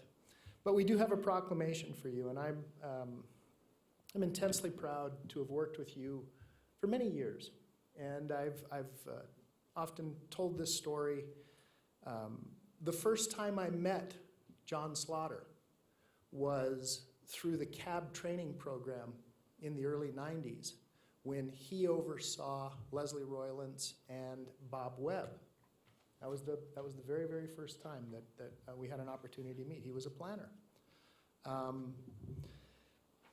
Your accomplishments are too numerous to mention, but I think the one thing for me is the friendship. You've become a very, very dear friend and a great confidant, and I have appreciated everything that you have extended towards not just me, but the entire county. And so with that, and then each one is going to get a chance here also. We have a proclamation. Whereas in October 1986, John Slaughter moved from Belle Plaine, Kansas, and on October 20th of that same year, he began his career with Washoe County. And whereas and by the way, before I continue, Mrs. Slaughter, would you please come down here?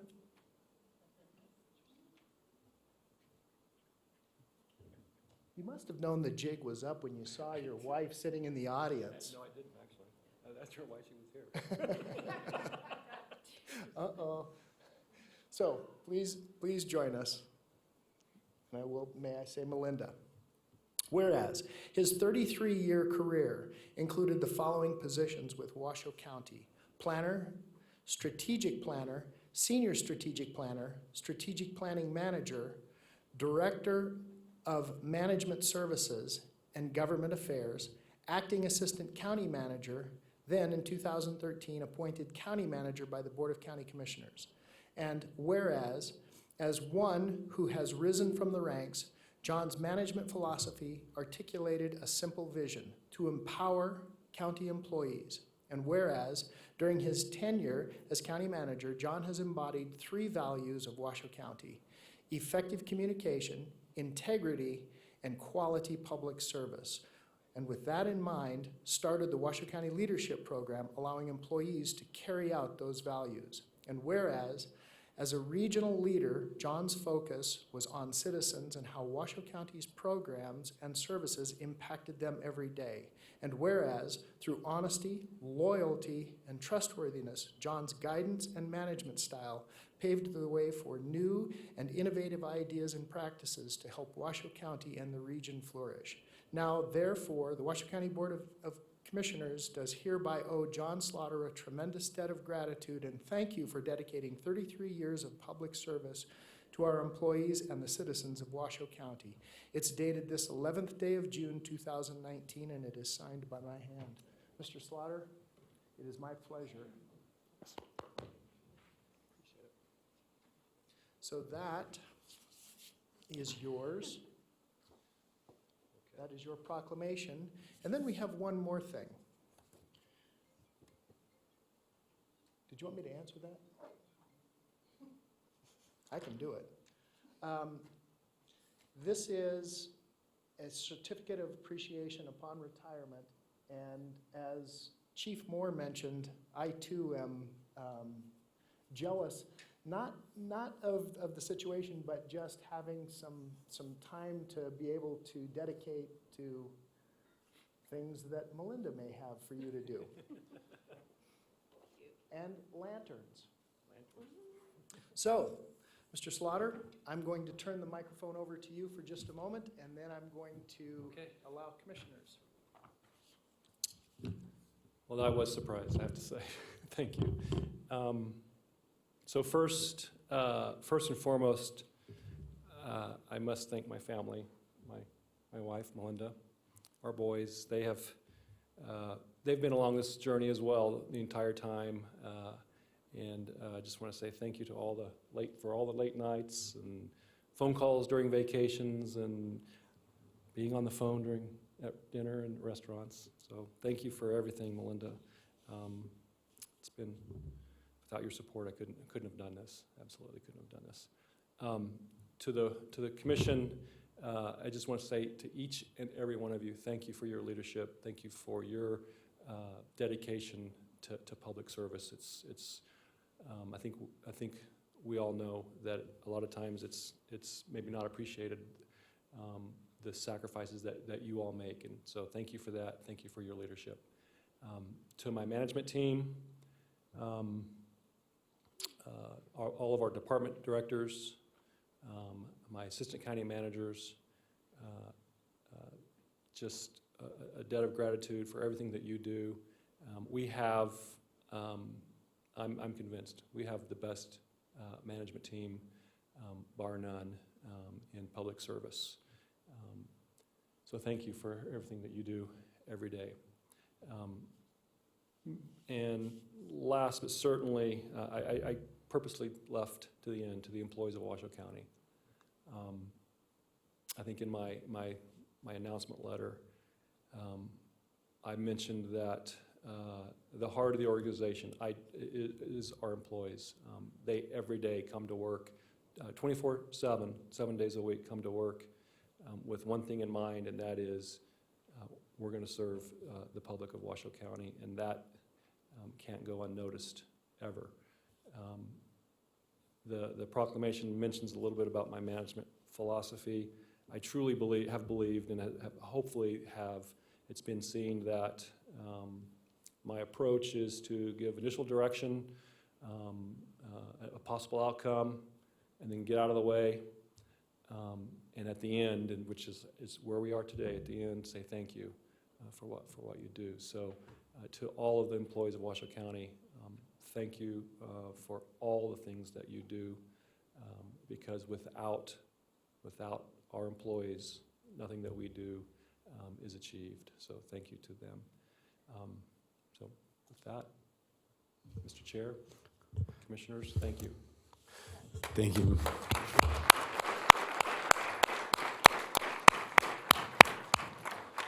Well, Mr. Manager, I know there are quite a few commissioners up here that would like to share, so I'll start down at the end. Commissioner Herman?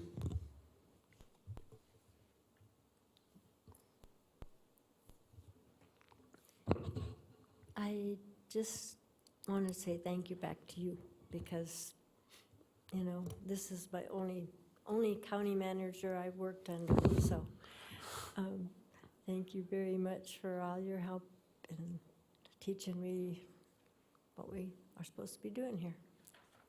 All right. We'll miss you. Commissioner Burke-Bigler. Thank you, Mr. Chair.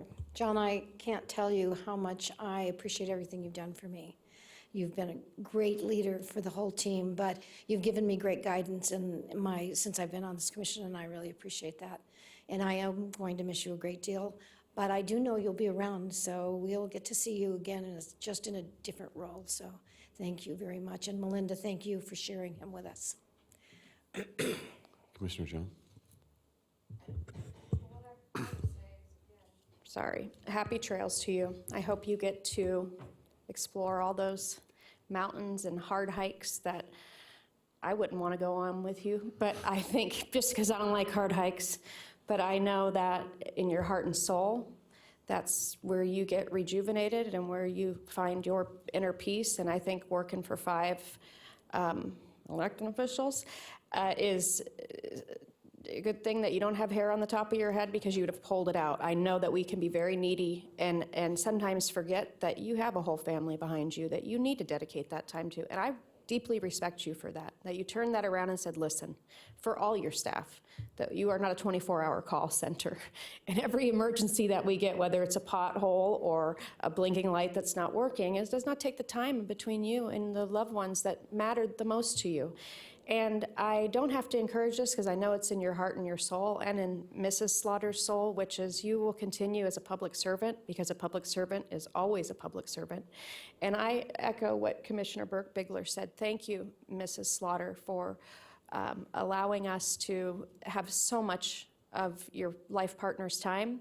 And I also want to thank you because I know as a woman and having a very strong mother and strong sisters, you're really the brains behind the operation. So thank you very much. Enjoy your retirement, madam. Thank you, Mr. Slaughter. Thank you for doing so much for women. I truly believe that. And thank you for trusting women. Manager Slaughter, I have to say it has been a great honor to serve with you and alongside of you. You have been a true mentor for me, and not just a mentor, but you have become a friend in the last 5 years for me. And you know, your family and the sacrifices that they have made have been tremendous. And Melinda and the boys seriously have put in as much time into your career as you have. But I think all the commissioners here share the same sentiment.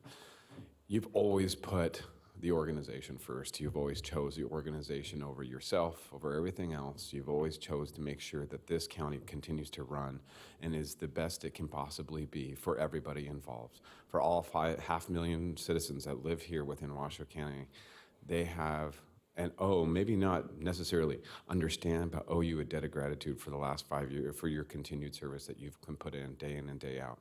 So for that, and please enjoy your retirement. Yeah, I'm going to be glad to spend some time with you outside of this, out of this place, and on more of a recreation nature in years and days to come. So, thank you, Mr. Chair. Commissioners, thank you. So, I think a photograph is in order. Can we all come down? And I think I'd like to see the ACMs as part of this as well. And Melinda, you're not getting away. Come on, you're part of it. And then Marilyn. Yes. Come on. John's right arm. Is Nancy Lewinhagen here as well? Come on, Nancy. You too. You're part of it.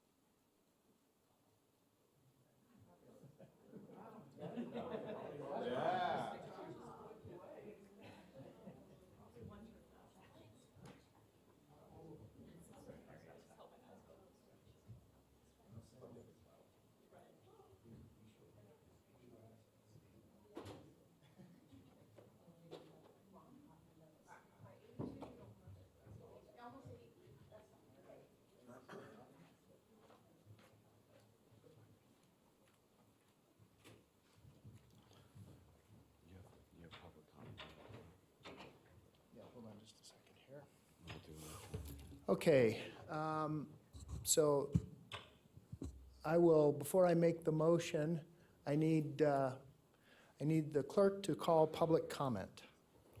Thank you. First up, Mr. Sam Dene, followed by Ms. Elise Weatherly.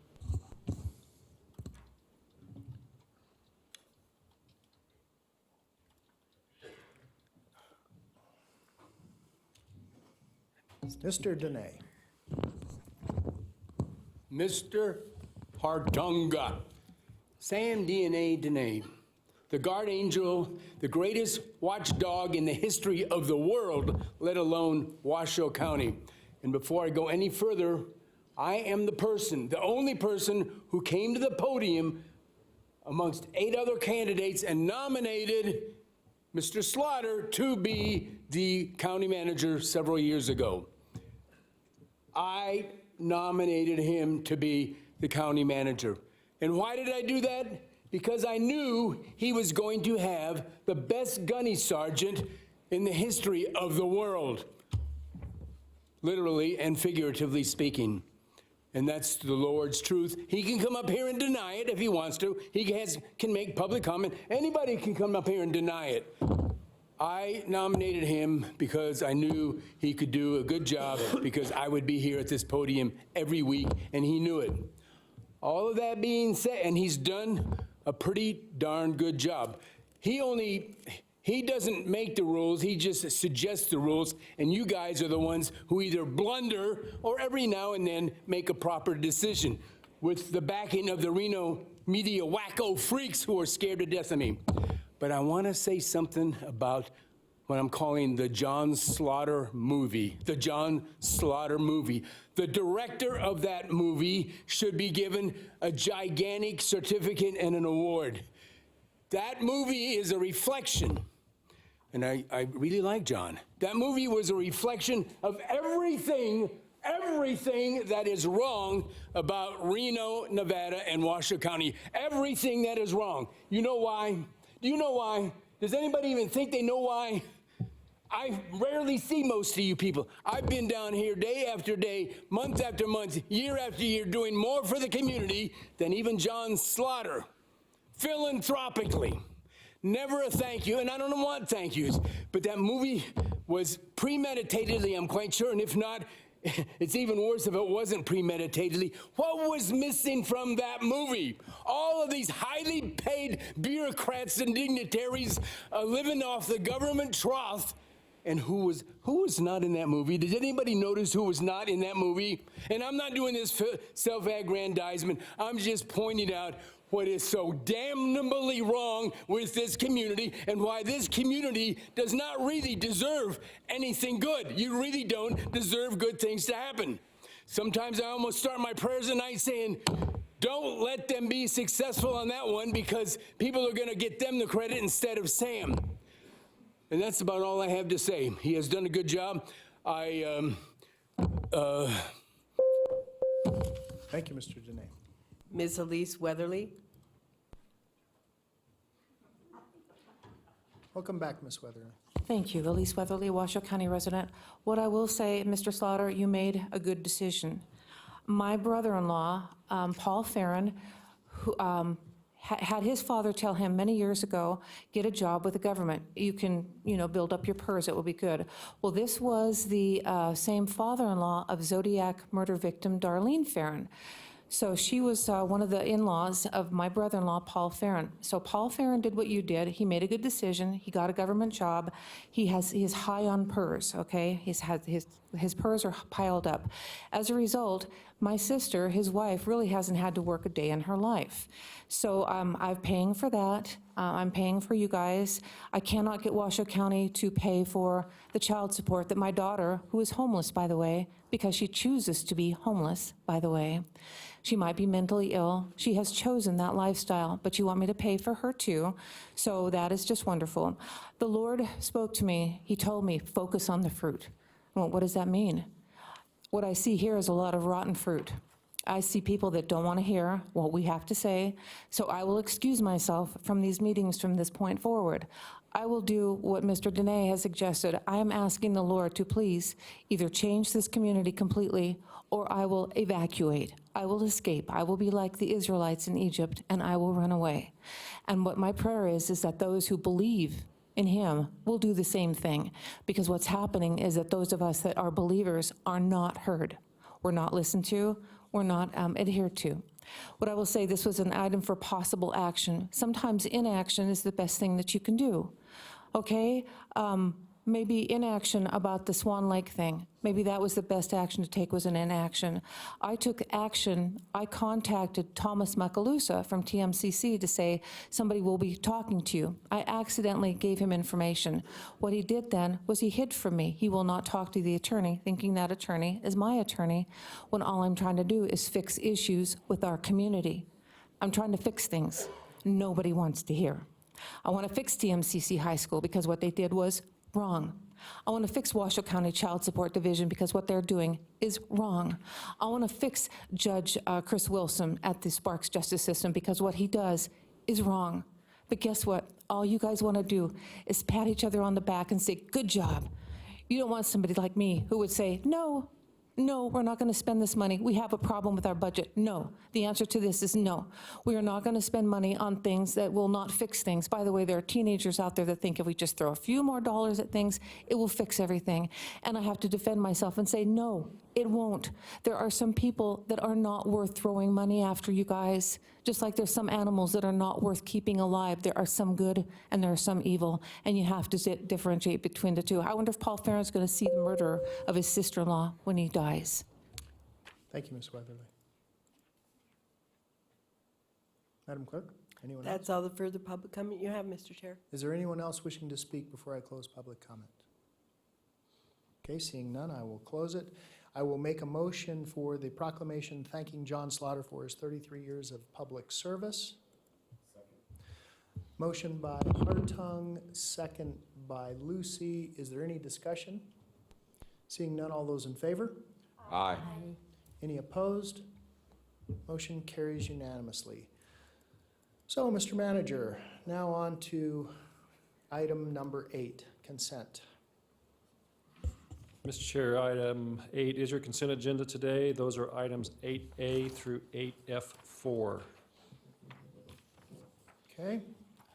Commissioners, is there anyone wishing any items to be either polled or questioned?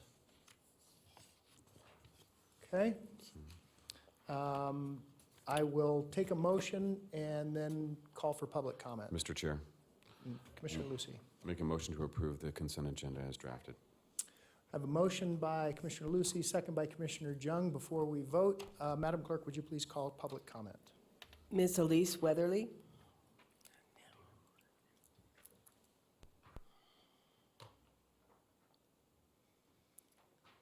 Ms. Weatherly, welcome back. Thank you, Mr. Vaughn. Elise Weatherly, Washoe County resident. I would say 8B, Cultural Centers for Historical Preservation, no. Number 8C1, Crystal Peak Park Improvement Project, I would say no. Why? Because we're broke and we can't spend a whole lot of money on things. Number 8C2, USDA Forest Service, no. Number 83C, not sure. 834, not sure. How about the Nevada System of Higher Education? Absolutely not. Not a penny for them, because they are very biased against good kids. Guess what? They are. Okay, 8D1, not so sure about that. Art Town, no money. Nutrition Services Incentive Program, nope, no money for that. Medical marijuana grant, absolutely not. You guys would not want me on your team, because I would say no to a whole bunch of stuff, okay? 8F3, low-income housing welfare, no. Let's see, congregate meals grant, nope, no thank you. And I think that's the end of it for now. So basically what I would have said is I would have looked at all these dollars that we're spending and say, no, we can't afford them. Okay, we don't want to spend money on programs that will not work. I had a little interview with a former internal audit manager who used to work for a government agency up in Oregon. He said they would all get together and they would have all these different things that they wanted to put in place, and everybody go rah, rah, rah. And then they wouldn't work, so they would just kind of move on to something else. You guys, that's what we're like. That's what we're like. Stop it. I hope that whomever replaces you, Mr. Slaughter, has some common sense and some discretion and some discernment that will recognize the fact that there are some things that are not worth spending money on. Thank you. Thank you. Anyone else, Madam Clerk? That's it, Mr. Chair. Is there anyone else wishing to speak on the consent agenda? Seeing none, I will close public comment. We have a motion by Lucy, second by Jung. Any other discussion, Commissioners? All those in favor? Aye. Any opposed? Motion carries unanimously. Please affirm your votes. Mr. Manager, Commissioner Lucy. Mr. Chair, could we entertain a block vote this morning? Okay, I would be happy to do that.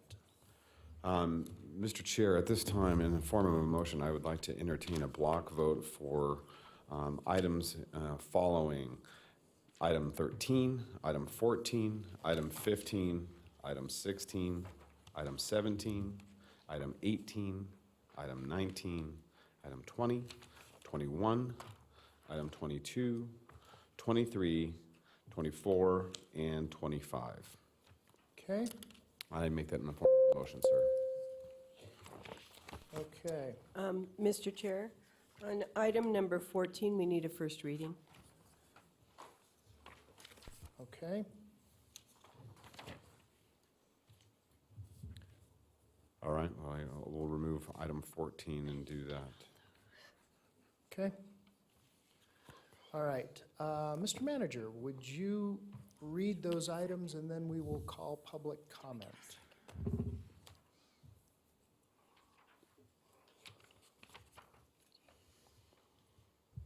Do you have them, or do you want? I have them now. Okay, I'll be happy to read them back to you. If I get one wrong, let me know. It's all right. Go ahead. Starting with item All right, 13. Item 13, this is a recommendation to acknowledge the grant award from the Substance Abuse and Mental Health Services Administration to the Second Judicial District Court in the amount of $369,804 with no match required to support the specialty court programs effective retroactively May 31, 2019 through May 30, 2020, and direct the Comptroller's Office to make necessary budget adjustments.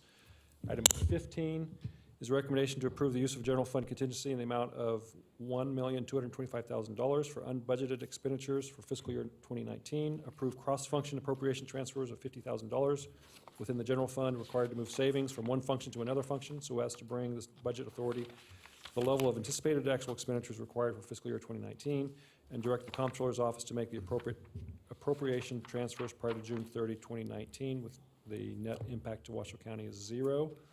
Item 16 is recommendation to award request for proposal number 3086-19 for medical services, Washoe County personnel for the lowest responsible proposer, ARC Health and Wellness, in the estimated annual amount of $216,030. On behalf of the Sheriff's Office, and authorize the purchasing contracts manager to execute a 3-year agreement, July 1, 2019 through June 30, 2022, with 2 one-year renewal options at the discretion of the county. Item 17 is a recommendation to, number 1, approve an agreement for professional consulting services between Washoe County and Pogemeyer Design Group, not to exceed $173,000 for on-call survey map review services for fiscal year 2019-2020.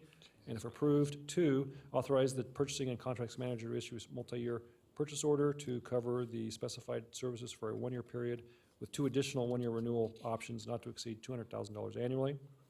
Item 18 is a recommendation to, 1, approve an agreement for professional consulting services between Washoe County and Pogemeyer Design Group not to exceed $179,472 for on-call building permit review services for fiscal year 2019-2020. And 2, if approved, authorize the purchasing contract manager to issue multi-year purchase order to cover the specified service for a 1-year period with 2 additional 1-year options not to exceed $200,000 annually. Item 19 is recommendation to approve an agreement for consulting engineering services between Washoe County and then Stantec Consulting Services to provide feasibility study engineering services for the Steamboat Lift Station upgrade project within South Truckee Meadows Water Reclamation Facility Service Territory, amount $176,804. Item 20 is a recommendation to approve a sole source designation and authorize the purchasing contracts manager to issue purchase orders in excess of $100,000 to Sierra Control Systems for preventative maintenance, repair, replacement, emergency electrical service, and purchase of supervisory control and data acquisition systems for the Washoe County Community Service Department utility operations annually through fiscal year 21. Item 21, recommendation to approve amendment number 1 to a memorandum of understanding, which is a contract between the state of Nevada acting by and through its Department of Conservation and Natural Resources and Washoe County, a political subdivision of Nevada, acting by and through its Community Service Department, Regional Parks and Open Space, to extend the funding arrangement on State Question 1 projects through June 30, 2020. And if approved, authorize Assistant County Manager Dave Solero to execute the amendment.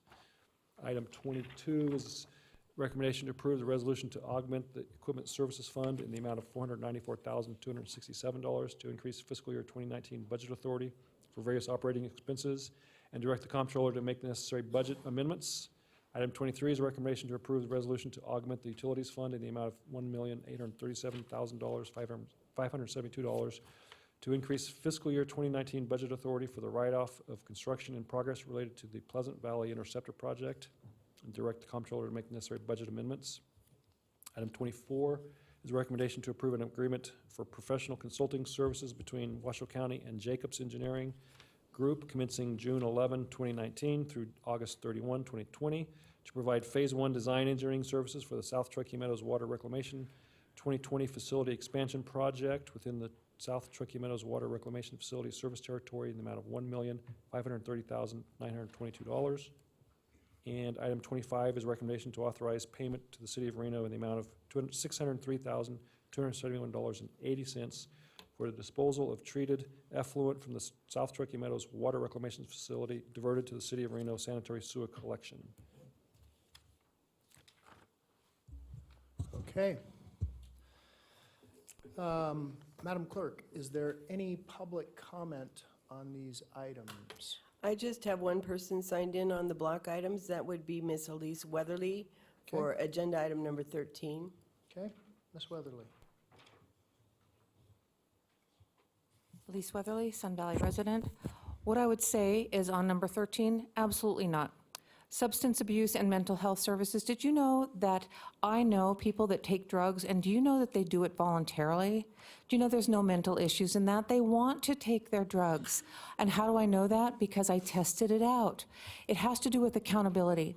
My daughter had every opportunity of having a good life. She chose not to. No matter what I did, it was rejected. So this accountability thing has to do with every single one of these. I would vote no on every single one of these items. Do you know why? Because because I would have to research first whether they made sense or not, whether there was other things that we could do with the money, whether it was worth the ROI. It's an accountability issue. My thing with my prior reference to my brother-in-law, Paul Farron, brother-in-law of Zodiac murder victim Darlene Farron. She, you know what he thinks is going to happen when he dies after his purse runs out?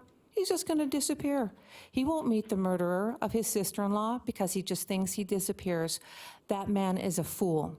The fool says in his heart, there is no God. I'm telling you guys, we are going to be held accountable for what we do in this earth, all right? And if we take action where inaction was necessary, if we take inaction where action was necessary, we will be held into account, all right? Thank you. Thank you.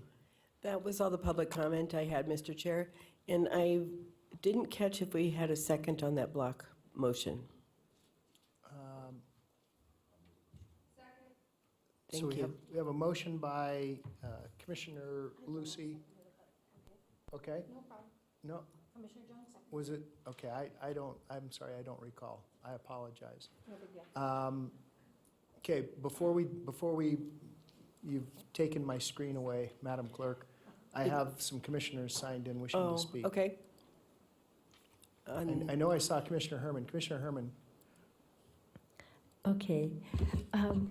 I had some grandkids over the last few days, and they were going over my agenda with me, and it was just kind of funny. I was just in the middle of 17 and 18, and they said, "Okay, tell us what that one's about." And I said, "Well, I guess we need some help at the county." And so it's about we're hiring some engineers and this sort of thing to help with stuff. And my little granddaughter says, "That reminds me of that commercial. What does the dishwasher do?" I don't know if you guys have seen that commercial, but I just had to bring that up. Okay, I wasn't sure whether there was a question. Okay. Commissioners, anyone else? All right, we have a motion by Lucy, second by Jung. Any other discussion? Seeing none, all those in favor? Aye. Any opposed? Motion carries, I believe, unanimously. Please affirm your votes. Why do we only have?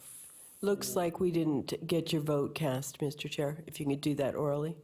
Yes, aye. Thank you. I swear I touched it. Okay. Thank you, Madam Clerk.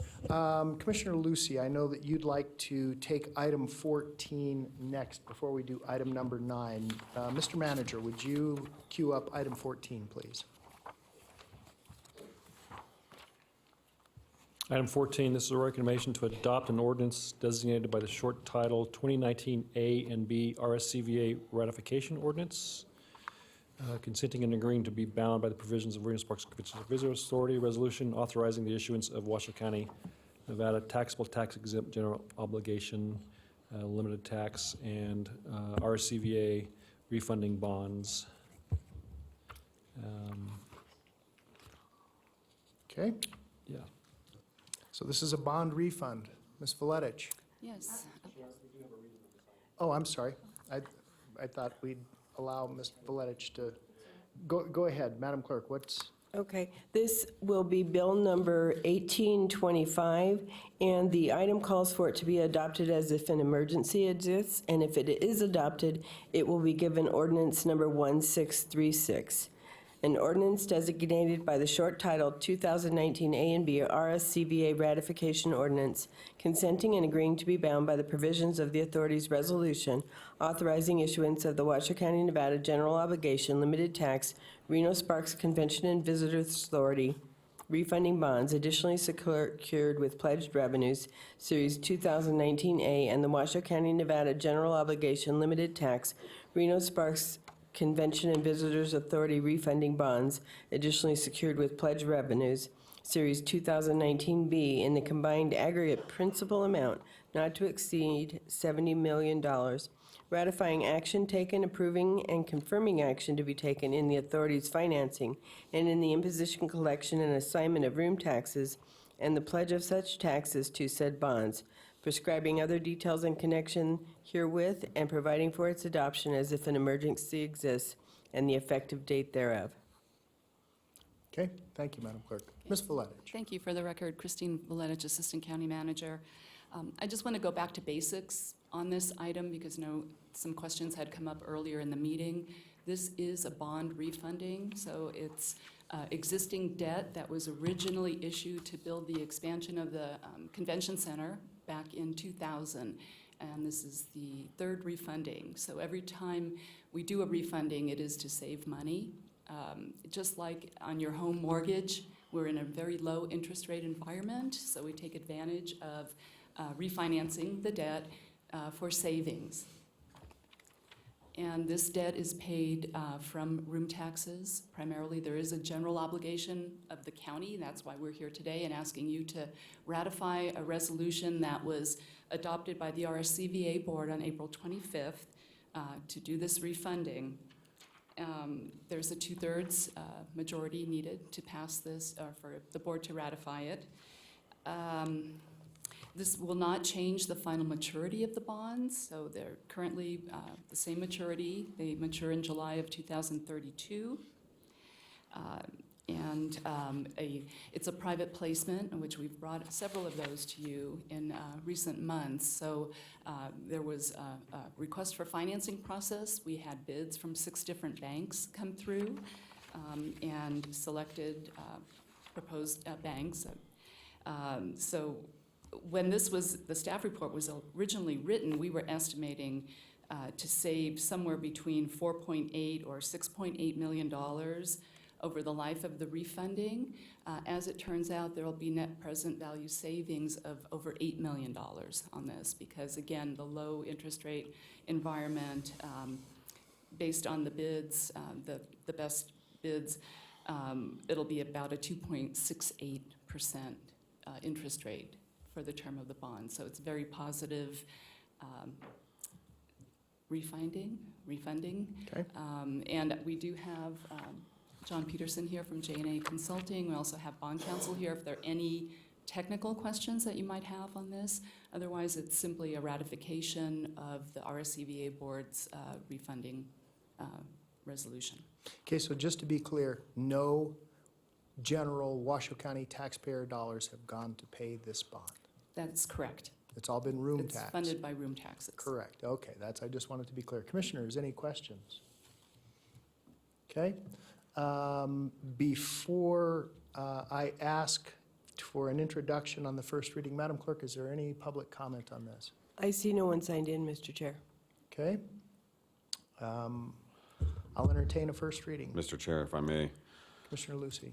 I would have moved that we adopt the ordinance designated in the short title of the 2019 AB RSCVA ratification ordinance consenting to the agreement to be bound by the provisions of the RSCVA resolution and authorizing the issuance of the Washoe County, Nevada taxable and tax-exempt general obligation or limited tax, Reno Sparks Convention and Visitors Authority refunding bonds, additionally secured by Pledge Revenue Series 2019 A and B in combined aggregate principal amount not to exceed $70 million, ratifying action taken, approving and confirming the action to be taken by the authorities financing, and the imposition, collection, and assignment of room taxes and pledge such taxes to said bonds, prescribing other details, connection therewith, and providing for its adoption if an emergency exists, and the effective date.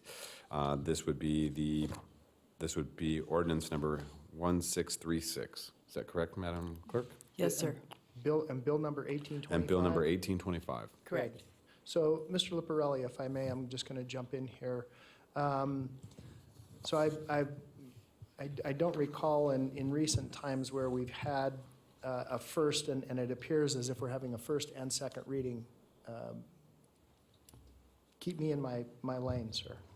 Mr. Chairman, this is usual in the adoption of bond ordinances It has to do with the mechanics of getting bonds placed or getting bonds to market, and the delay that can take place between first and second readings is disadvantageous for the marketing of the bonds. So this is a specific provision allowed for by state law, by state statute, for the adoption of bond ordinances.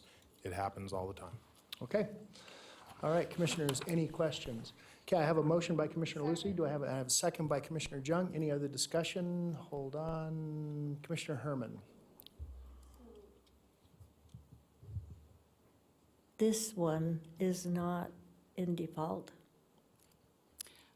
That's correct. There's no default here. The bonds have been paid over the years. We're just refinancing them to get a lower interest rate and save money for the RSCBA.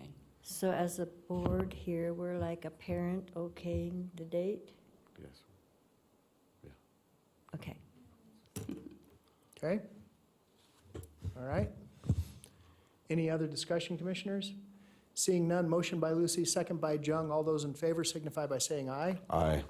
Any opposed? Motion carries unanimously, I believe, with all commissioners showing up. Okay, please affirm your votes. Thank you, Ms. Voletich. Mr. Manager, let's get back on track to item number 9. I think we also have a closed session that's necessary. Is that correct? We do. Okay. We All right. do. Let's see if we can Okay. get ourselves back on track. Item number 9, Mr. Item 9, this is a discussion, possible direction to appoint David Solero, interim county manager, effective June 14, 2019, until such time as a permanent county manager is appointed by the Board of County Commissioners, and provided the compensation shall be 10% above the compensation of the assistant county manager, or set the compensation for the interim. And Patricia Hurley, Director of Human Resources, is here to lead you through this item. Ms. Hurley, welcome. Good morning. Patricia Hurley for the record, Human Resources. So the direction I'll need today is to appoint David Solero. I just want to talk a little bit about the process and how we got here, though. So the commissioners did provide recommendations for consideration as the interim. I also want to define what the interim does, because sometimes there seems to appear to be some questions with regard to that. They will be the ones that will just be able to move the county forward and keep us in the same direction until a more permanent county manager is put into place. And as you guys know, in the previous boards, we had talked about moving forward with a third party to do the recruitment for the county managers, so an interim is going to be necessary to keep us going until you can permanently appoint one. Based upon those recommendations, all 3 county managers were thought to be considered by the commission. I then reached out to each of the 3 assistant county managers, and Dave Solero was the one who indicated he does not plan to apply for the position. The other 2 ACMs have both opted out of consideration as interim county manager. Any questions? Okay, Commissioners, any questions? All right. I will entertain a motion before I call public comment. Mr. Chair, Commissioner Burke-Bickler. I move to appoint David Solero as the interim county manager effective June 14th, 2019, and until such time as a permanent county manager is appointed by the Board of County Commissioners, and provide the compensation be increased be at 10% above the compensation of the assistant county manager at this time. Okay, so I have a motion by Commissioner Burke-Bickler, second by Vice Chair Lucy.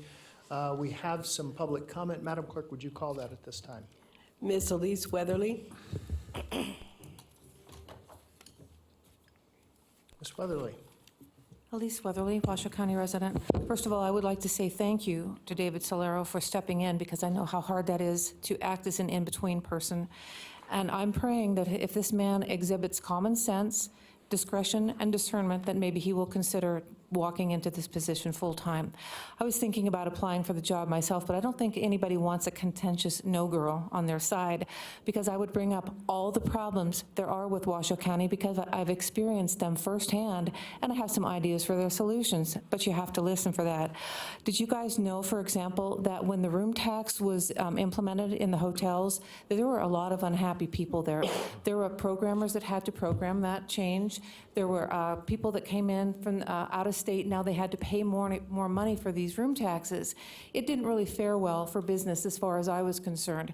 My proposal would have been, let's stop spending so much money on other things that are not necessary and keep the business going in this town with the hotels. I don't agree with the entertainment business, but they do bring in business. So all I'm saying is that I hope that you guys will find somebody that is willing to say no every once in a while to problems and say yes to some some solutions to fix the problem. Okay? All right, thanks. Thank you, ma'am. Anyone else, Madam Clerk? I have no one else signed in. Is there anyone else wishing to speak? Seeing none, I will close public comment. We have a motion by Burke Bigler, second by Lucy. Any other discussion? Seeing none, all those in favor, please signify by saying aye. Aye. Any opposed? Thank you. Motion carries unanimously. Commissioner Jung was away from her. Thank you so much. Yep, she was an aye. Okay, motion carries unanimously. Congratulations, Mr. Solero. Or condolences, as the case may be. As the case may be. Item number 10, Mr. Manager. Mr. Chair, this is item 10, presentation discussion on Washoe County's plans for the Northern Nevada Adult Mental Health Services Campus. And Assistant County Manager Kate Thomas is here to lead you through this item. Ms. Thomas. Thank you. Today I am here to discuss for you the first quarterly update on the Northern Nevada Adult Mental Health Services Campus on behalf of the Community Services Department, of course on behalf of the Human Services Agency and the budget staff that have gotten us to the point where we are right now. Several of you have alluded to the fact that we are busy serving vulnerable populations, and this update will hopefully highlight for you the significant efforts that we're undertaking to achieve that issue.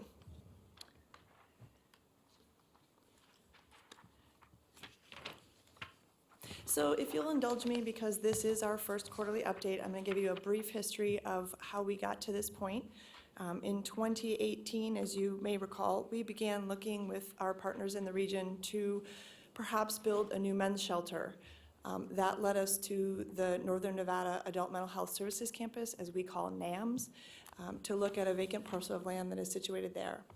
While we were undergoing those efforts, the brilliance that is Amber Howell, our Director of Human Services, was looking at maybe rethinking how we move these populations and decided that we would move some services from the Record Street facility, which is the Community Assistance Center, or the CAC, to some underutilized state buildings on the NAMS campus. So in August of last year, 2018, the Community Homelessness Advisory Board, which, as you recall, is comprised of elected officials from the 3 jurisdictions in the region, recommended that we pursue moving some of those services to the NAMS campus. And then subsequently in October, November, December, there were updates to that board. Fast forward to 2018, when the original lease came to this body, which also highlighted a brief staffing plan, which was then vetted through the fiscal year 20 budget process. And then in November of 2018, in advance of the state's Board of Examiners process, we brought forward the lease to move some state employees to the Washoe County complex so that we could continue to pursue taking ownership or leasing those buildings. So now in 2019, we have moved into the construction phase. It's a little bit more than a conceptual issue. We have undergone a competitive solicitation and interview process for what is called a construction manager at risk, or a CMAR process. This board would be familiar with that process, as we utilize that for the medical examiner's office. So it's not a new issue or situation for the board. And a notice to proceed and pre-construction services contract was entered into for the amount that you see there, $57,000. The CMAR recommendation of Q&D construction after the vetting process will come to this board next month for your approval. In April, we brought forward an item on the board agenda to talk about the architect or design approval for this large undertaking. That was approved by the board. And then last month, we had, during the budget process, as you recall, there were a lot of highlights on the project. It was a significant piece of our budget. We received a lot of positive questions from media and exposure about what we're doing on that campus, both with capital investment and programming. So this process, as you know, is well underway. The lease there's going to be an item today that is simply a form change. You know that we had a lease, we called it a lease, but it was actually an interlocal agreement that was the state's preference at the time. That is just a form change that you will see, which is the new lease amendment. None of the buildings have changed, nothing like that. It was just a administrative function that the state had preferred at this time. So you'll see that. And then referencing back to those Community Homelessness Advisory Board updates, we saw those as a group in February, April, May, and June of this year. So the construction schedule, as I mentioned, requires, because of the complex nature and the tight time frame for the schedule, an alternative project delivery method, which was the CMAR that I had mentioned. There will be phased construction as part of this process, and this board will see that first package, which is called a guaranteed maximum price, or a GMP. You'll see that come forward on July the 23rd as well. We will then go through a series of other packages as subcontractors are let. That happens through the CMAR project process. And then there will be a recommendation to have ACM approvals to keep the project on track. Lastly, we are going to be looking forward on the time frame for this project.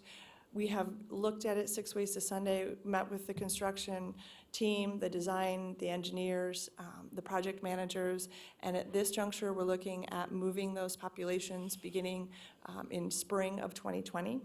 I know we had talked a little bit about trying to get out ahead of the winter, but with construction availability, timeframes, and wanting to do this project correctly and not quickly with overages, that is the new date of completion. So we are managing that effectively.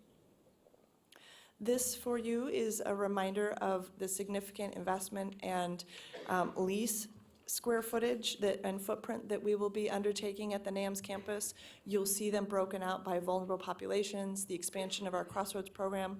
For those of you that have been there, you've experienced that the Hope Cottages are nearly fully up and running with 2 of them online.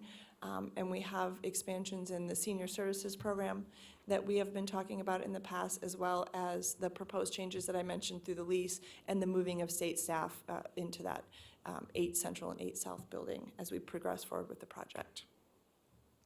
I'll point us back to the county's vulnerable population strategic goal that was adopted by this board, along with the fiscal sustainability and employee engagement type goals. We had strategic objectives to satisfy this population. We wanted to identify and triage the most vulnerable populations as identified by community need, and we recognize through the vulnerable populations goal that those needs may change over time. We're hoping that our investment in the NAMS campus shifts that focus away from the homelessness, and then we can focus on other members of our population. But right now, we are looking to address the growth in regional homelessness through this process. We are wanting to expand the current shelter capacity, working with our regional partners from Record Street to provide additional options for service. We are looking to increase the mental health and substance abuse services that are offered to our community, as well as expanding the Crossroads program. Some of the data that you see that will be satisfied by the implementation of this pretty progressive process are on this slide. You'll notice for women, for example, it's a 128% increase. Daycare, we're increasing about 93% by our investment in this project. And so it's not to be overlooked, the significant investment that Washoe County has and will continue to make in these areas. And then lastly, I just wanted to highlight for the board that we have some upcoming items that I've mentioned during this presentation. We will have a CM Works contract for construction management coming forward in the end of this month. We are currently working with Volunteers of America to extend the contract that they have at both Record Street facility and then at NAMS.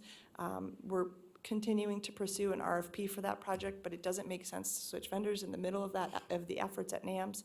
So you'll see that come forward to this board, as well as the previously mentioned CMAR and ACM authority. I'll be back, or one of us will be back before you in September of 2019 to keep you apprised of how the progression of this project is going, as well as reporting to the Community Homelessness Advisory Board.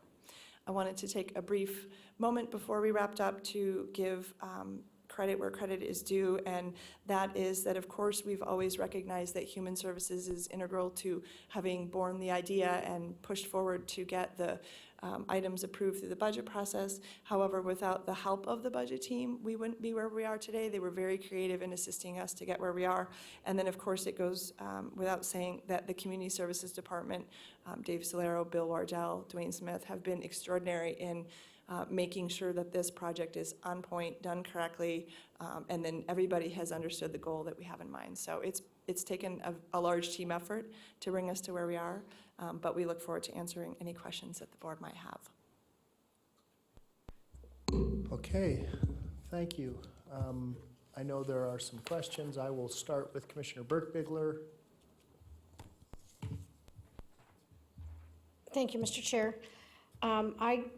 I know there's a huge team that's working on this, but I would be remiss if I didn't take the opportunity to really shout out to you, Kate Thomas and Amber Howell, and all the work you two put in to even get this started in the first place. And I appreciate all the rest of the team, Mr. Solero's team and the budget team and all those people who are doing on this. But you guys came up with this idea. I know Ms. Howell came up with this idea and went to the state and said, why don't we do this? And the state said, gee, nobody's ever brought us anything this great before. And I think this project has the potential to be a national model for how cities around the country cities and counties around the country deal with the homeless problem that we are all faced with today. I think there's real potential here to cure a lot of the homeless problem. And so I'm very excited that you guys really have this project this far along. I am a bit concerned that we're not going to be able to move the families and the women and the children before winter. I know, commissioners, that's going to cost us more money because we're going to need to get that tent again. And we had counted on not having to use that tent, but I know we'll need it again unless we have a nice, mild winter, but of course, nobody can expect that. That would be asking too much. So just want to tell you, thank you so much for all you're doing, and I appreciate all the work you've put in and all the work the whole team has put in. Thanks. Thank you. If I might add, I know that the Vulnerable Populations Goal Team, which is led by Kim Schweikert, I want to especially call her out for her work as well, anticipated that in their brilliance, knowing that construction schedules are not usually timely and recognizing how we are currently situated in Northern Nevada with construction availability, and there has been some contingency built into their budget to make sure that the funds are there in the event we weren't able to make the November-December timeframe. So I think we're covered. Yeah. Okay, VC Lucy. Thank you, Mr. Chair. Ms. Thomas, I want to say, obviously, this is a tremendous stride forward, and I think the NAMS campus is, like I said earlier, a step in the right direction. It is not the silver bullet that's going to solve homelessness, but it is definitely a step, a violent step in the right direction. I'd also like to thank, and I think we'd be remiss if we didn't thank, Mr. Wilden, who's sitting in the audience with us today. He was very, very instrumental as Chief of Staff to Governor Sandoval when we first brought this initiative forward. It was through his leadership and Governor Sandoval's leadership that was allow us to move forward with this project. And now, after his tenure as the Chief of Staff for Governor Sandoval, has now moved on to Perkins and Consulting and is now helping us continue that initiative. And I think Commissioner Burke-Bigler is right. We are on the precipice of a national model, as we have done before with Crossroads and a number of the programs we have added to our plethora of services here. This is going to be another way to do that, and it's just creating a further continuum of care for these individuals. But one thing I'd like to continue to look at and have this board look at is that obviously a good portion of that land that we're going to be that we've secured with the state for the NAMS campus, there is a portion, that NAMS campus does lie within the opportunity zone. There is a portion of land just directly to the north between the Veterans Hospital and our portion of the NAMS campus that is vacant land that is owned by the state. But through some potential discussions and maybe some negotiations with the state and state lands, we could secure that. And as we've talked and as Commissioner Jung has pointed out, Opportunity zones are not just for the revitalization of business buildings. It is to provide transient housing, temporary housing, maybe intermediate housing. There are multiple potentials to get developers to the tables, discussions to be had, to really continue to evolve this continuum of care and close the gap for these individuals. So I would like to see what we can do from our standpoint to continue that conversation as we move forward with NAMS. And I understand NAMS is a very, very large project, but never to lose sight of these opportunities to bring in some public-private partnerships to identify opportunity zones and parcels within the opportunity zone that could be built and constructed by developers and outside private entities and then managed. And, we talked about the expansion of Crossroads. How do we expand Crossroads? I know we were at the capacity for our beds in Crossroads. Opportunity zones would be a perfect example of how we could do stuff like that and have that. And we have to go, but the one challenge we have to go back as a board, and I would urge this board, is to continue to find revenue to continue to subsidize this types of actions. It's not, they're not free funds, they're not free money.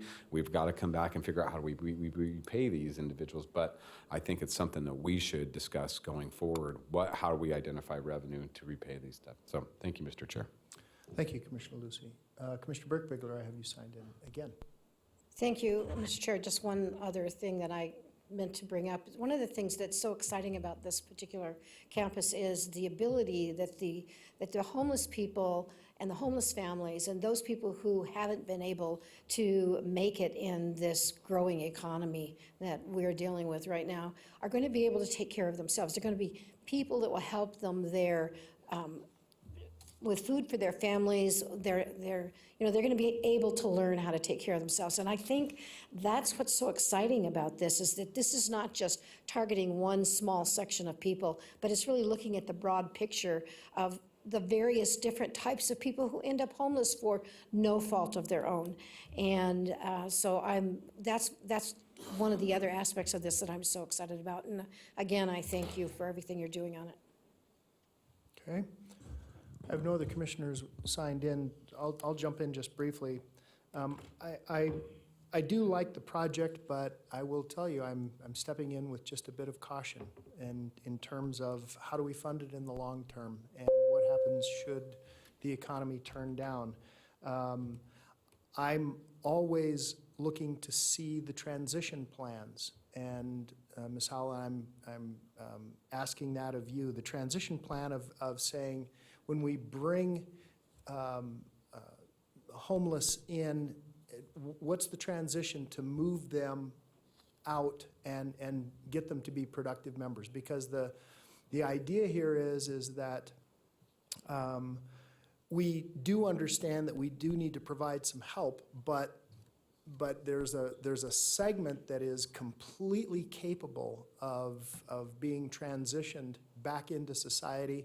I understand completely the Crossroads and the Sober 24 portion of this, which I'm fully on board with, but none of that works until someone decides that they want help. And until that point, all we would do is just, feed them and house them and essentially promote their drug addiction. So I don't know how we'll deal with that, but that's a part that I'm looking forward to seeing in terms of the transitional plan. I'm thrilled with the separation of the women, the pregnant women with their children. I'm certainly looking forward to seeing some of the security plans and how we're going to deal with that, and of course the health plans and how we need to have pediatric care. We're going to have. There's a number of things that I'm still looking forward to. So I'm cautiously optimistic, but I also understand that in the long term, the funding for this could be somewhat difficult and could be challenging given some changes in future economies. So we have to be very, very cautious. And that's where I'll leave that. Anyone else? Commissioner Lucy, you're signed back in. Yeah, thank you, Mr. Chair. One thing that you did spur for me, one question I have for you, Ms. Thomas, is that in the youth camp, in the youth building in 8C, and that I believe is for aged out children over the age of 18, between 18 and 24. Will that be both? Will that be co-ed? Would that house co-ed individuals, or would that be women? I mean, women and men separate? How is that going to operate? Do we have that functionality or that design yet? Yeah, we have, for the record, Kate Thomas, we've been into those buildings. The way they're being designed by the very talented HSA folks who understand the populations as well as the physical infrastructure within each of the buildings is such that we can have mixed populations in the buildings and still not worry about security or privacy or any of those things. So that's been taken into consideration. Okay, thank you. Commissioners, anyone else? Okay, before I entertain a motion, I'm going to call public comment. Madam Clerk. Thank you, Mr. Chair. Ms. Elise Weatherly.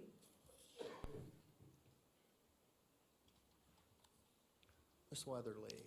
Elise Weatherly, Washoe County resident. Have you guys ever, I'm going to ask you some hypothetical questions. Have you guys ever heard of the term hook in a song? If you don't have a hook, you don't have a song, right?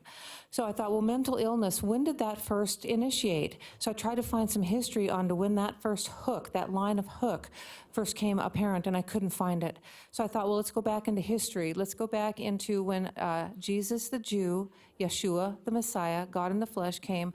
How did he handle mental illness? Did he sit them down and have counseling sessions and go, poor you, it was your childhood.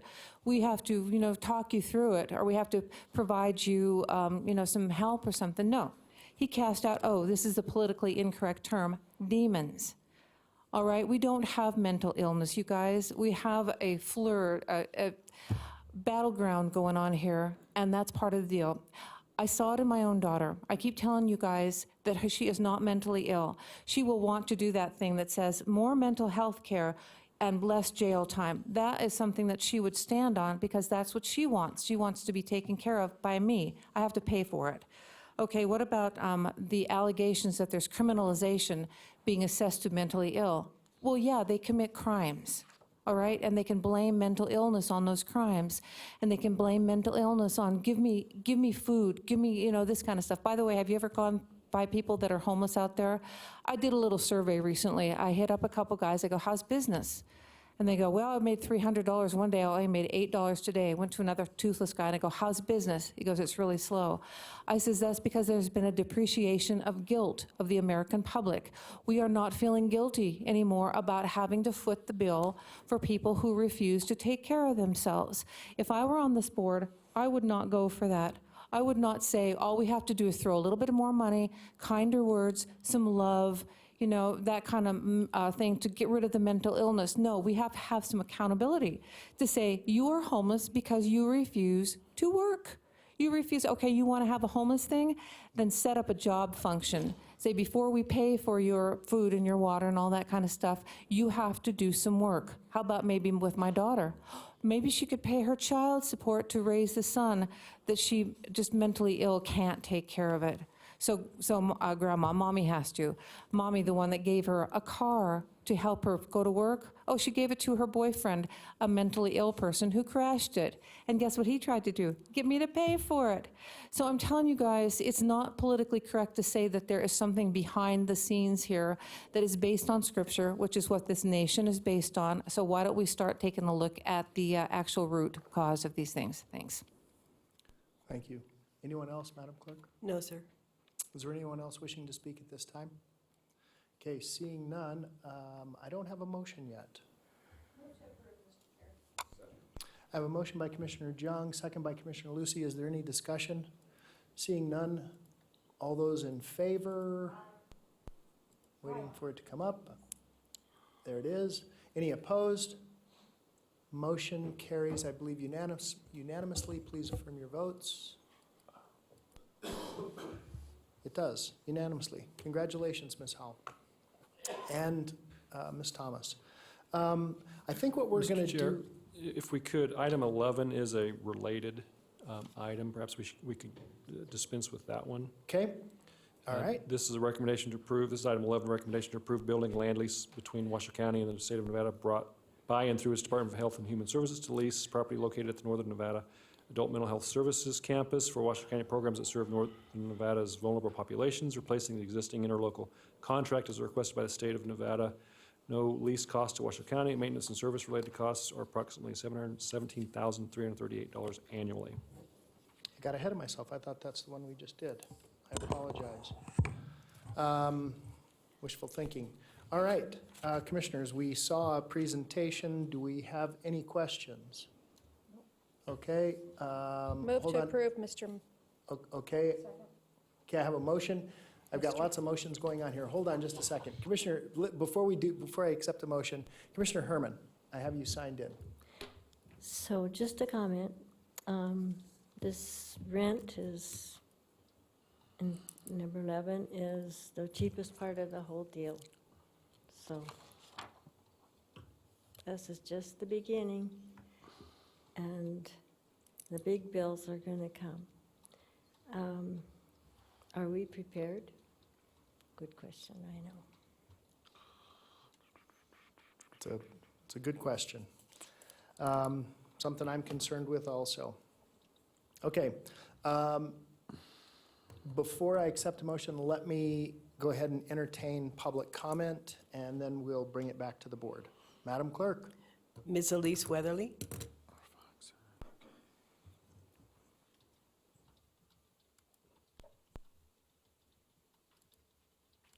Elise Weatherly, Washoe County resident. I vote no. Anybody with me? Thank you. Okay. Thank you, Ms. Weatherly. Is there anyone else wishing to speak at this time? Okay, I will entertain a motion now. I believe the first one I heard was Commissioner Jung. Move to approve. It's in my district as well, and I'm proud to have that in my district along with the Eddie House and all kinds of social services. We are the social service district. Okay, I have a motion by Jung, second by Burke-Bigler. Is there any discussion? Seeing none, all those in favor signify by saying aye. Aye. Are there any opposed? Motion carries unanimously. And I feel the same way with the caution to the wind. What I'm going to do real quickly, I know we've got a lot of people from Animal Services, but we've got a really quick item. Mr. Manager, would you read for us item number 29, just real quickly, and then we will go back to item 20. Item 29, this is a public hearing. This is to possibly approve an outdoor festival business license application pursuant to Washoe County Code, Chapter 25, and associated license conditions submitted by Bryce Leon on behalf of the Reno Tahoe Open Foundation for the Barracuda Championship 2019 Golf Tournament scheduled for July 22nd through July 28th, 2019 at the Montreux Golf and Country Club. Okay. Mr. Giesinger, I see that you've come down to answer any questions. Commissioners, do we have any questions for staff? No. I see no one. Mr. Giesinger, did you want to make any comments? There's no questions by commissioners. Good afternoon, Chair Hartung. Thank you. Chad Giesinger, Planning Manager for the record, Community Services Department. I did want to give you a quick update on this item. We did have a last-minute change to the location of the volunteer parking lot. It was supposed to be at the Summit Sierra Mall, and negotiations fell through on that on the last minute, it's my understanding from the applicant. And they now have an agreement with the Tamarack Junction to accommodate the volunteer parking, and so I just wanted to put that on the record. And then also one other item, in any motion that you may approve, please add to authorize setup for the tournament to commence on June 17th in the motion. That was inadvertently left out of the motion. That's to authorize setup for the tournament to commence on June 17th. The applicant is here, is my understanding, if you wish to hear from them. And with that, I'll conclude. It does not sound like the board wishes to have a presentation, but I do have one if you so desire. Okay. Thank you. Commissioners, do you want any more information or a presentation on this? No. Okay. I understand completely. Madam Clerk, is there any public comment? I don't see anyone signed in, Mr. Chair. Okay, I will close public comment.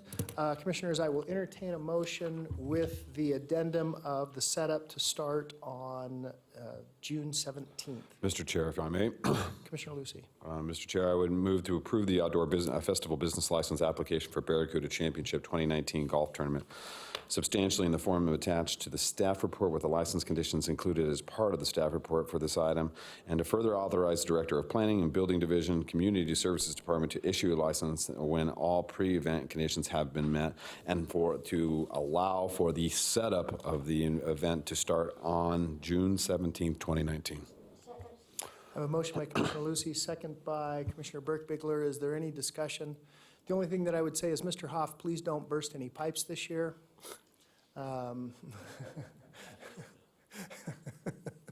Okay. Seeing no other discussion, and we have called for public comment. Motion by Lucy, second by Burke-Bigler. All those in favor? Aye. Any opposed?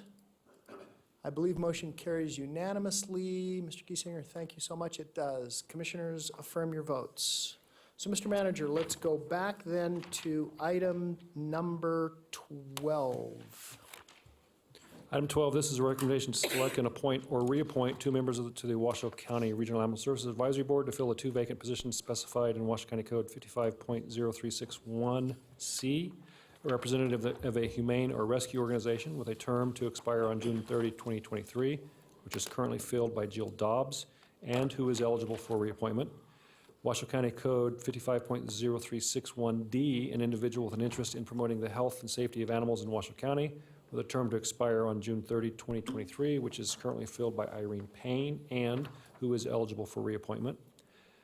And the following additional applicants, which include, and I will apologize ahead of time if I mispronounce any names, Veronica Bath, Tonda Bingay, Alicia Burke-Bigler, Alexandra Brinke, Jamie Brown, Piper Cates, Marianne Caduti, Sean Farnan, Sean Gamble, Andy Giesel, Rebecca Goff, Amy Hodgson, Natalie Warechi, Jenny Jones, Shrabinski, Carrie Keller, Alfred Nepper, Shay Kurtz, Caitlin McKinnon, Mark Miranda, Joanna O'Neill, Mark Phillips, Nicole Pfeiffer, Carol Shea, Richard Simmons, Joshua Stevens, Timothy Stoffel, Leslie White, Jared Williams.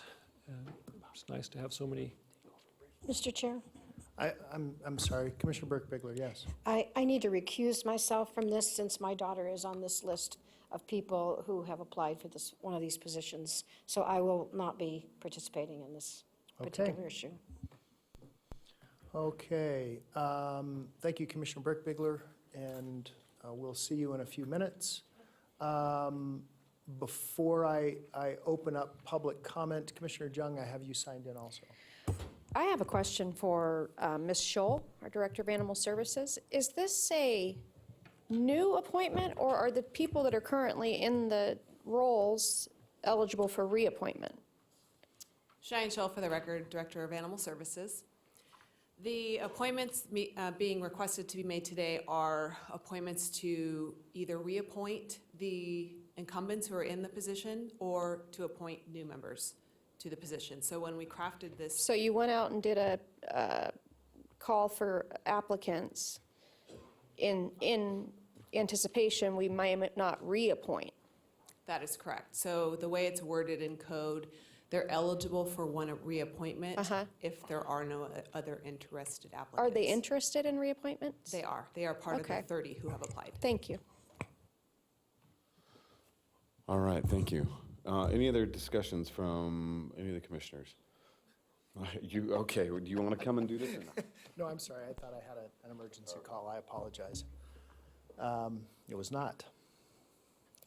Telling me that my Microsoft account has expired in a weird voice. Indeed. So before we do anything, commissioners, let's go ahead and open public comment because I have quite a number of people signed in wishing to speak, unless anyone else has questions of staff. Okay. Madam Clerk, would you call public comment, please?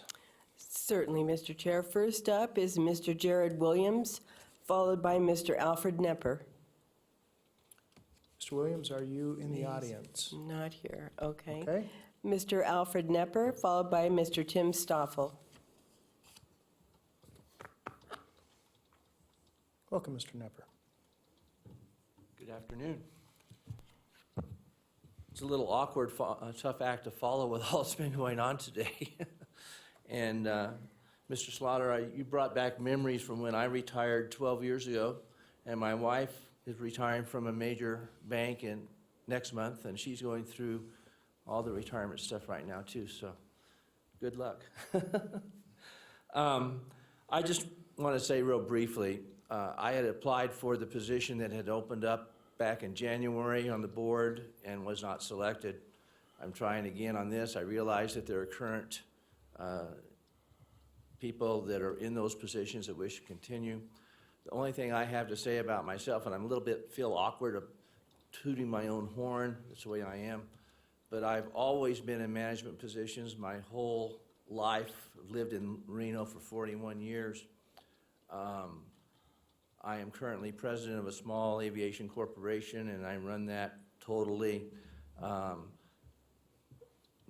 One of the biggest things I ever was, and it's just because it was a strange circumstance in a way, I was the finalist for State Director of Personnel with Governor Bryan back in 1983.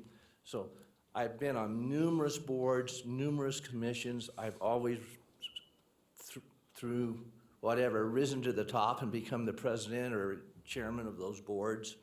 And I feel that because of that, I have a quality of expertise that I could bring to the advisory board just because of the 40 years of experience I've had. And obviously it speaks for itself that every one of these 30 applicants do have a desire to participate in the health and safety of animals, or they wouldn't be doing it. So I feel no reason to go into that end of it, but basically preach from the professional end of it. And I feel that as a professional and have the time as I'm semi-retired to give to the position, I would like your consideration.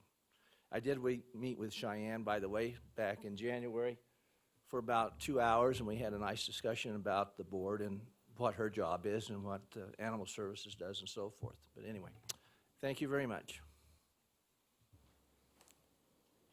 Next is Mr. Tim Stoffel, followed by Ms. Veronica Bath. And Stoffel, I should know that by now.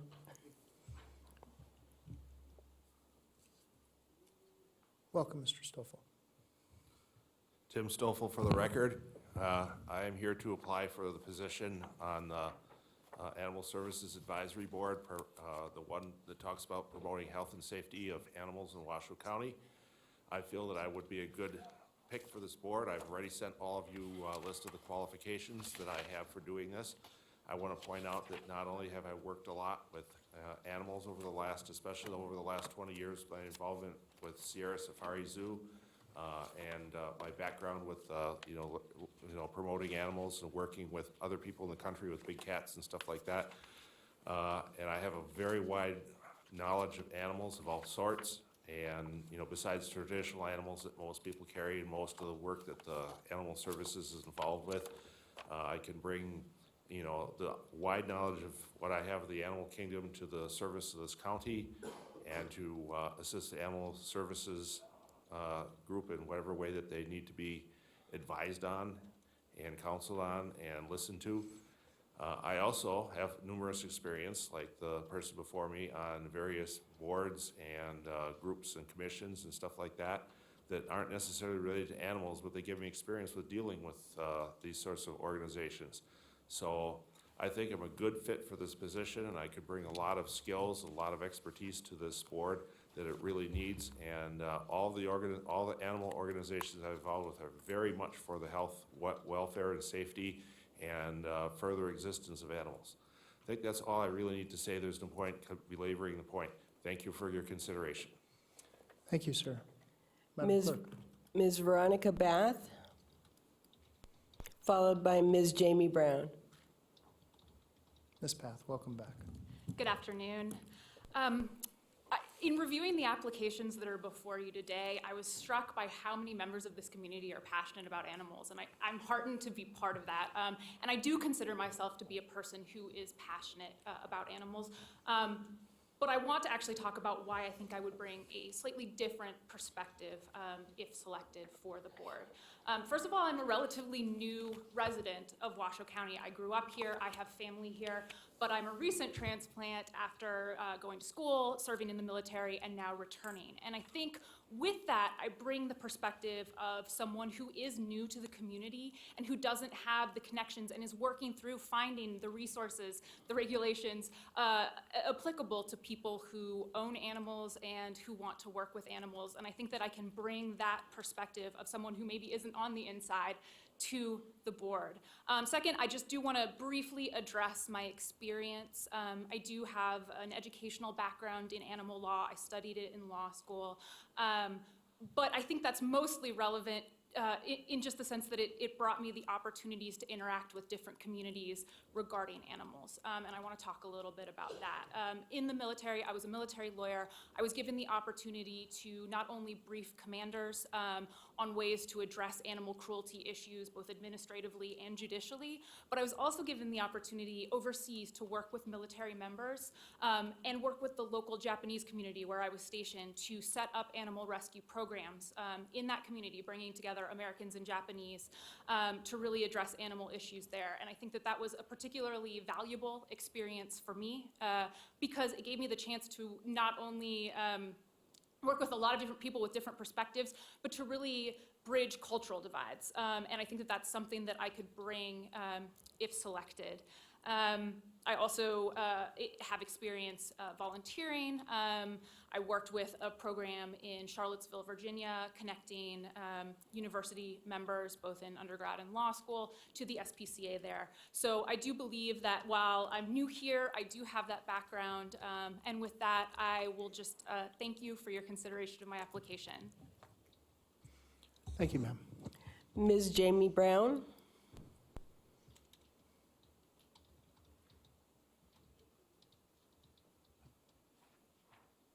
Ms. Brown, welcome. Good morning, or good afternoon now.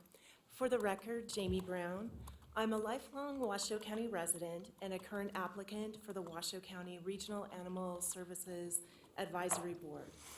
Prior to retiring, I spent over 20 years working for public safety, and I now currently work in animal welfare, which is my second career and a great passion of mine.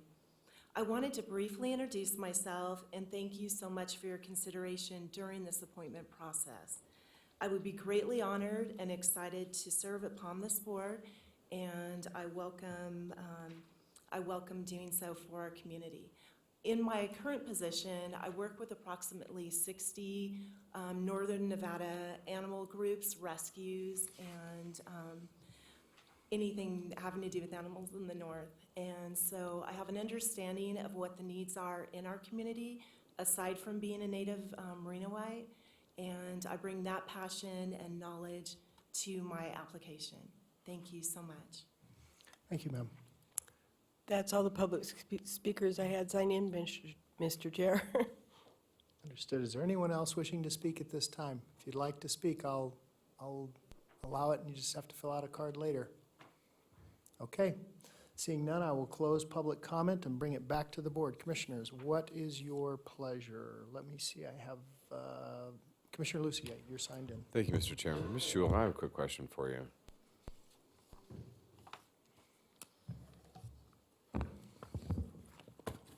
So we have a total of 28 applicants in addition to the 2 applicants that currently serve on the board, to a grand total of 30.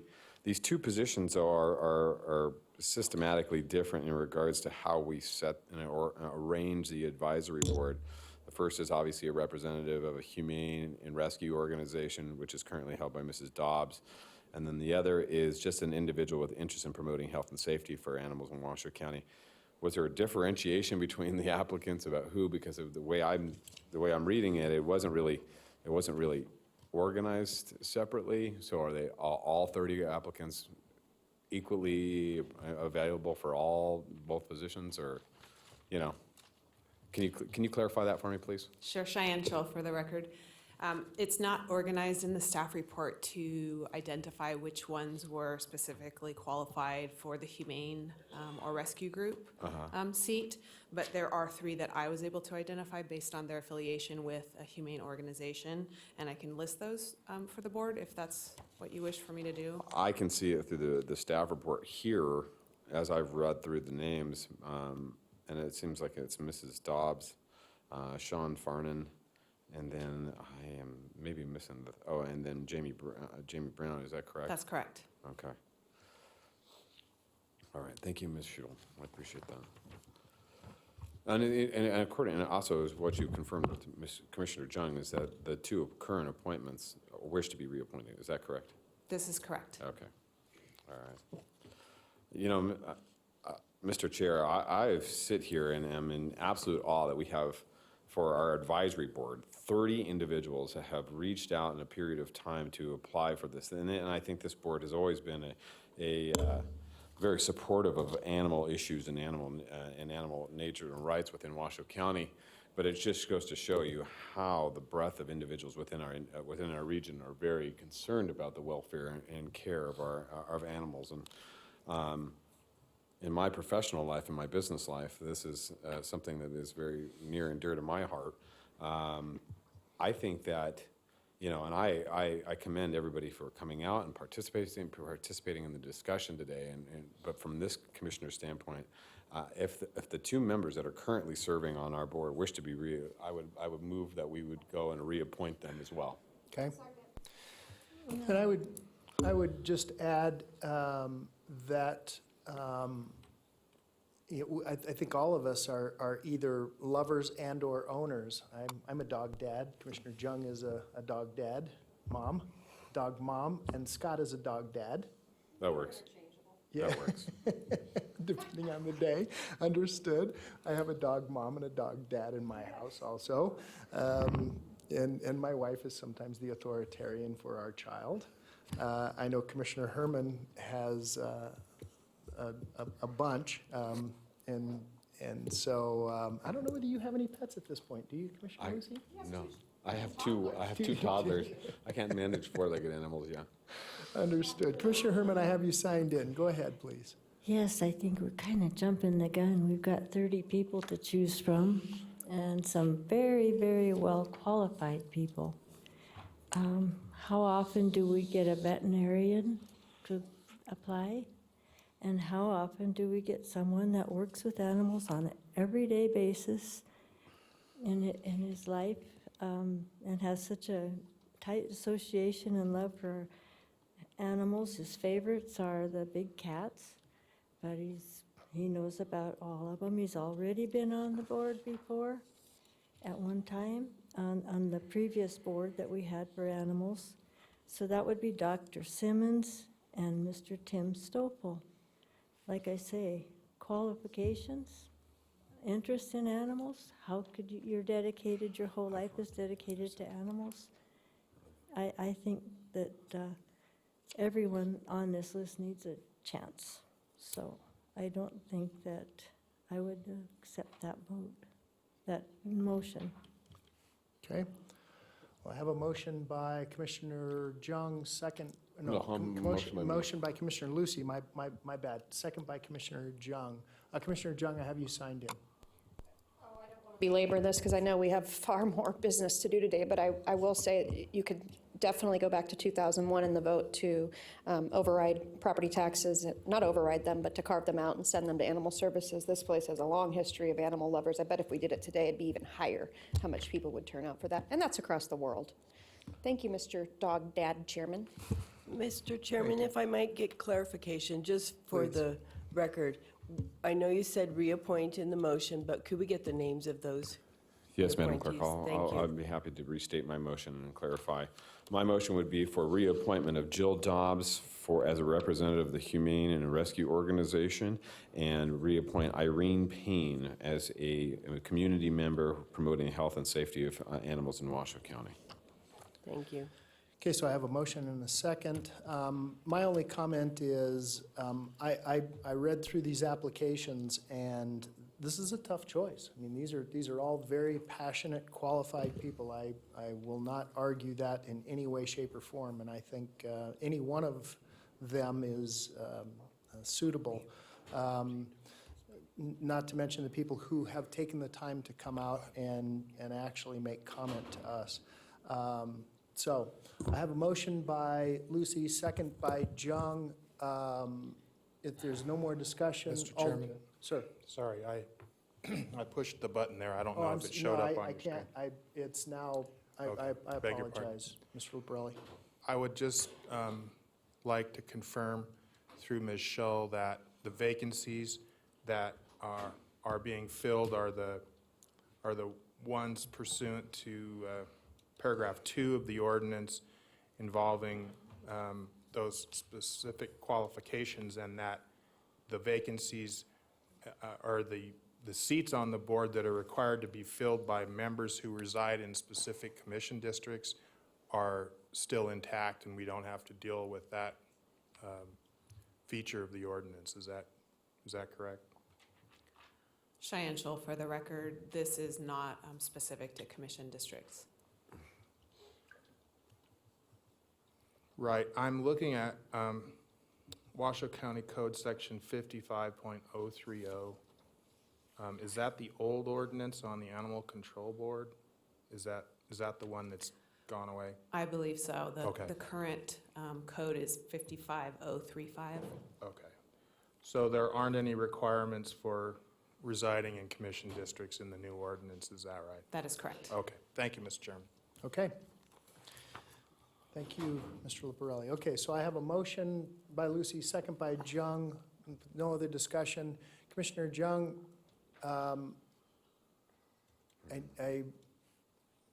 Commissioner Jung, well, I haven't called for the vote yet, so. Aye. All right, seeing none, all those in favor? Aye. Aye. Any opposed? That's me. Okay, Commissioner Herman is opposed. Commissioner Jung, so she's still in the chambers, waiting. Motion carries 3-1. Thank you so much. Thank you for everyone coming out. This will come around again. It's like a merry-go-round. It's only a matter of time. Please keep applying. There you are, Mr. Luparelli. Okay. Well, I think we can do this. Mr. Manager, I Mr. think Chair, we've I only think we got a can- couple more items, don't we? Yeah, we only have a few more items. If we can get through those, I think we'll be to a point where we can finish the agenda today. Next item is item 26. Yes. This is a recommendation to approve collective bargaining agreement with the Washoe County Public Attorneys Association for a 3-year period beginning July 1, 2019 through June 20, 2022, and ratify same. I'm going ahead and read all of this so you know what this is. Before you go into this, Mr. Luparelli, do we have to do these separately, or can we open 26 and 27 simultaneously? Mr. Chairman, under state law, collective bargaining agreements have to be approved at a public hearing. There is a formality requirement to that, so it'd be my suggestion you take them up separately and Okay. vote on them separately. Okay, thank you. Mr. Manager, I apologize. Continue.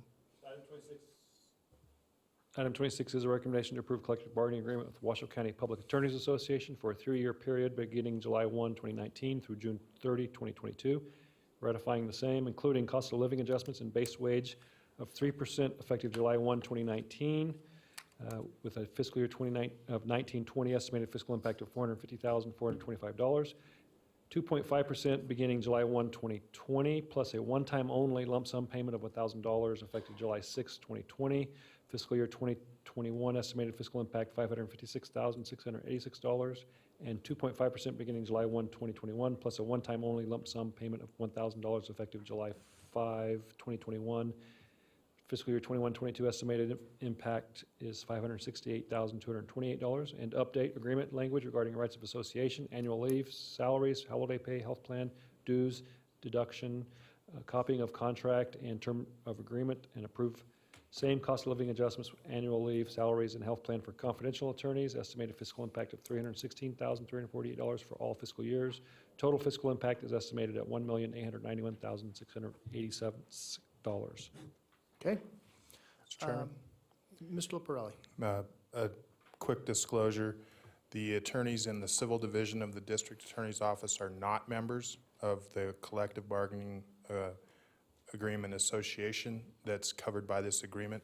However, the compensation and benefits of the people in my office do follow along with what's bargained by the association. So I'm disclosing that I'm not a member, neither are any of the other members of the civil division, but our compensation tracks this, and that is been the practice of the county for 20 years. Okay. Commissioners, do we need anyone to give us any type of a presentation at this time? Okay, I will entertain a motion, either for or against. Madam Chair. It's all right. It's Jesus, long. you threw me off today with that whole Madam Mr. thing. Yes. Mr. Chair, I would make a motion to approve the agreement with the WCPAA. Have a motion by Commissioner Lucy, second by Commissioner Burke-Bigler. Is there any discussion? Madam Clerk, is there anyone signed in for public comment? Okay. All right, so I will close public comment. Motion by Lucy, second by Burke-Bigler. No discussions. All those in favor? Aye. Any opposed? Commissioner Jung, you are coming in. You know what we're voting on? Yes, I do. Item number 26? Thank you. Okay. So affirm your votes unanimously. Okay, thank you. Item number 27, Mr. Manager. Item 27, this is a recommendation to approve collective bargaining agreements with Washoe County District Attorneys Investigator Association for the non-supervisory and supervisory bargaining units for a 3-year period beginning July 1, 2019 through June 30, 2022, including cost of living adjustments and base wages of 3% effective July 1, 2019. Fiscal year 1920 estimated fiscal impact is $54,051. 2.5% beginning July 1, 2020. Fiscal year 2021 estimated fiscal impact $55,143. And 2.5% beginning July 1, 2021 with a fiscal year 21-22 estimated fiscal impact of $56,261. And updated agreement language regarding salaries, shift differential, property reimbursement, insurance, safety equipment dues deduction, and term of agreement, and approve same salaries, property reimbursement, insurance, and safety equipment for the non-represented chief investigator. In the DA's office, estimated fiscal impact $20,264 for all fiscal years. Total estimated fiscal impact $185,719. Okay, thank you, Mr. Manager. Commissioners, do we need any type of a presentation on this? Mr. Chair, I would make a motion to approve the collective bargaining agreement with the Washoe County District Attorneys Investigator Association. I have a motion by Commissioner Lucy, second by Commissioner Burke-Bigler, simultaneous with Commissioner Jung. Is there any discussion? Seeing none, all those in favor, please signify by saying aye. The motion will come up here in just a second. Aye. Give me just a minute, Mr. Hold on just a Chair. second. It was Lucy and Burke-Bigler, you said? That's correct.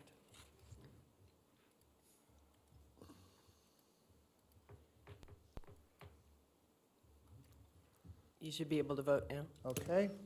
All those in favor, please signify by saying aye. Aye. Are there any opposed?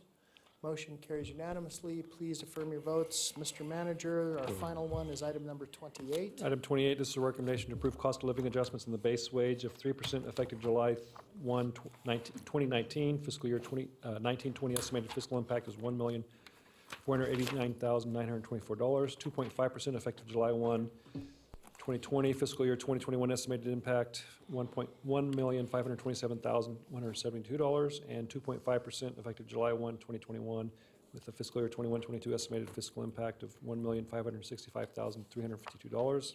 And updated health plan changes for unclassified management and non-represented confidential employees, district court employees, justice courts employees, excluding justice of the peace, juvenile services employees, and Truckee River Flood Management Authority's Executive Director and General Counsel, and increased shift differential and standby pay for juvenile services employees and confidential employees in the alternative sentencing officer classification, and alternative sentencing sergeant classification. Estimated total fiscal impact, $4,582,448. Okay, commissioners, same question. Do we need any information from staff? I will entertain a motion either for or against. Second. Motion by Commissioner Jung, second by Commissioner Lucy. Madam Clerk, is there any public comment? No, sir. I will close public comment. Is there any discussion by commissioners? Seeing none, all those in favor? Aye. Any opposed? Motion carries unanimously. Mr. Manager, I Item 30. Go ahead. Item 30 is a public hearing. This is for second reading, possible adoption of an ordinance amending ordinance number 1000, changing boundaries of District 24. And a public hearing, second reading, on ordinance imposing a fee on parcels of land in Washoe County, District 24. Groundwater remediation, the gift that keeps on giving. Indeed. The plume just keeps spreading. Madam Clerk. Okay, the first part of this item would be, if adopted, will be ordinance number 1637, an ordinance amending ordinance number 1000 in order to change the boundaries of District Number 24 groundwater remediation and providing other matters relating thereto. The second portion of agenda item 30 would bear ordinance number 1638, an ordinance imposing a fee on the parcels of land in Washoe County, Nevada, District Number 24 groundwater remediation to pay the costs of developing and carrying out a plan for remediation and prescribing other matters relating thereto. Okay, commissioners, would you like any type of a presentation? Okay, I will entertain Ms. Burke-Bigler. Move to approve. Ordinance number 1637. Ordinance number 1637 and ordinance number 1638. Okay, I have a motion by Commissioner Burke-Bigler, second by Commissioner Jung. Under discussion, Commissioner Herman. Thank you. Okay, so this is all, the previous action was to pay the costs of developing and carrying out a plan for remediation. Have we got a plan for remediation? Okay, and how's it going? Okay, so I'm gonna open this back up because I happen to know we do. So we'll bring staff in. Go ahead. Good afternoon. Chris Benedict, the Remediation District Program Manager from the Community Services Department. We do have a plan for remediation. It's referred to as the Remediation Management Plan. It was developed back in 2002. It was required to be approved by the state, which was done. The administrator of the Nevada Division of Environmental Protection approved it, and then it came back to the Board of County Commissioners, who approved it in 2003. So just, am I still on? Just so, yeah, no, I understand it. So what sort of things are we doing to improve the situation? Or can we improve the situation? Or is it just spreading for, I mean, if we don't have any more dry cleaners and that sort of thing? We're dealing primarily with a historical problem that occurred long before we actually became aware of it. When the problem first was recognized, we identified multiple municipal water supply wells that were impacted by PCE, and we've been working backwards from those wells, first protecting the wells, and then trying to get our arms around the problem. So in that time, we've identified 8 separate PCE plumes, and our efforts initially were focused on managing those plumes, protecting the wells, and then working to identify ways to eliminate the sources that were feeding those plumes. And in the course of doing that, we treat roughly 1.5 billion gallons of groundwater every year. And we've had, the plumes aren't actually spreading. So the plumes are contained, they aren't moving. Most of our efforts really are focused on keeping the plumes in place and eliminating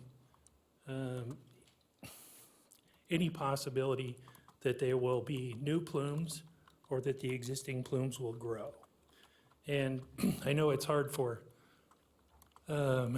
people who aren't geologists or hydrogeologists to kind of visualize this, but we're dealing with things that are probably 500 feet below the ground surface and roughly 8,000 feet long.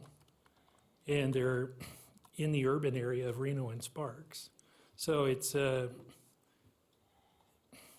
an easy problem to manage, but we have contained the problem when we're keeping it from getting bigger, and all indications currently are that the problem is getting smaller. So why are we extending the area then? Prevention? Well, there's two parts to the boundary. One is the service area boundary, and as the service area boundary of the water purveyors in southern Washoe County grow, basically as development occurs, the service area gets bigger. And if it's a service area of, say, Tumwa, who has wells in the affected area, we have to change the boundary because it's people who are served water by Tumwa who pay the fee. So it's not that the contaminated area is getting bigger, it's the number of people who are served by water purveyors with wells in the affected area. That area is getting bigger. So what is this going to cost the people?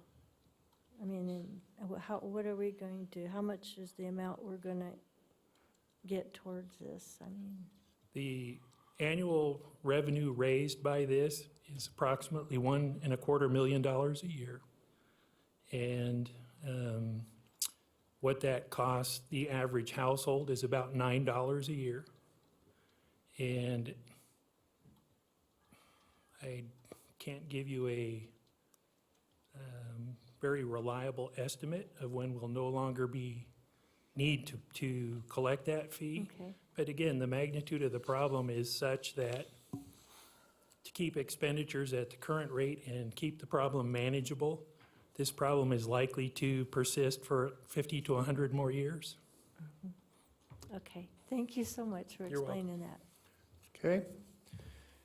Anything else, commissioners? I know volatiles are one of those things that we just have to deal with. We're not the only community that is dealing with this. So we have a motion by Commissioner Burke-Bigelow, second by Commissioner Jung. Is there any other discussion? And I believe I call for public comment, Madam Clerk? I don't remember, but we don't have anybody signed in. Okay, good. Then I will close that with no other discussion. All those in favor, please signify by saying aye. Aye. Any opposed? Motion carries, I believe, unanimously. Please affirm your votes. Mr. Manager, I know item 31, we do have the need for an attorney-client session. Closed labor session as well. Closed labor, okay? Item 32 then would be public comment. Okay. Madam Clerk? I have no one signed in, Mr. Chair. Okay, I will close item 32. Commissioners, anything else? I'm sorry, hold on, I see Mr. Liparelli. Mr. Chairman, when you get around to it, you'll need a motion under item 31 to convene a closed session for the purposes of discussing labor negotiations with representatives of Okay. Washoe County pursuant to NRS 288.220. So will we go into recess, Mr. Liparelli, and then reconvene upstairs? Yes, you'll recess this meeting, reconvene upstairs, and adjourn your meeting from upstairs with the door open after the closed labor session. Correct, okay. I have just one other thing. Let me pull this back up. So, Mr. Solero, I keep getting requests from a resident on Westview Boulevard in Sparks, that's right below the Sparks Family Hospital, or right near the Sparks Family, what I'll always call Sparks Family, Northern Nevada Medical Center, forgive me. He's asked on numerous occasions. I've asked you, I've asked Mr. Smith, I've asked Mr. Crump. We need to give him some kind of a response and perhaps go out there and survey that site. So please get back to me on that. Commissioners, anything else? Okay, well, I will Commissioner Lucy. Mr. Chair, I did receive an email this morning from a constituent with some concerns about public transportation and some challenges that people have had with bus routes lately.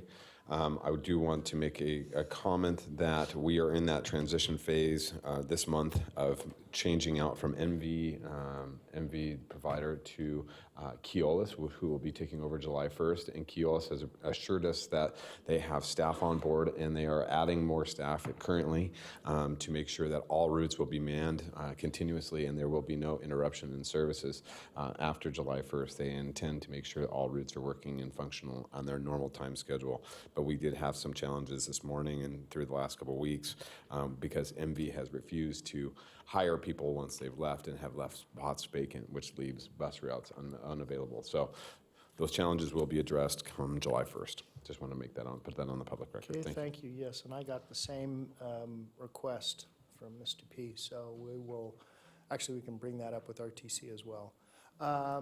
Manager Slaughter, I have you signed in.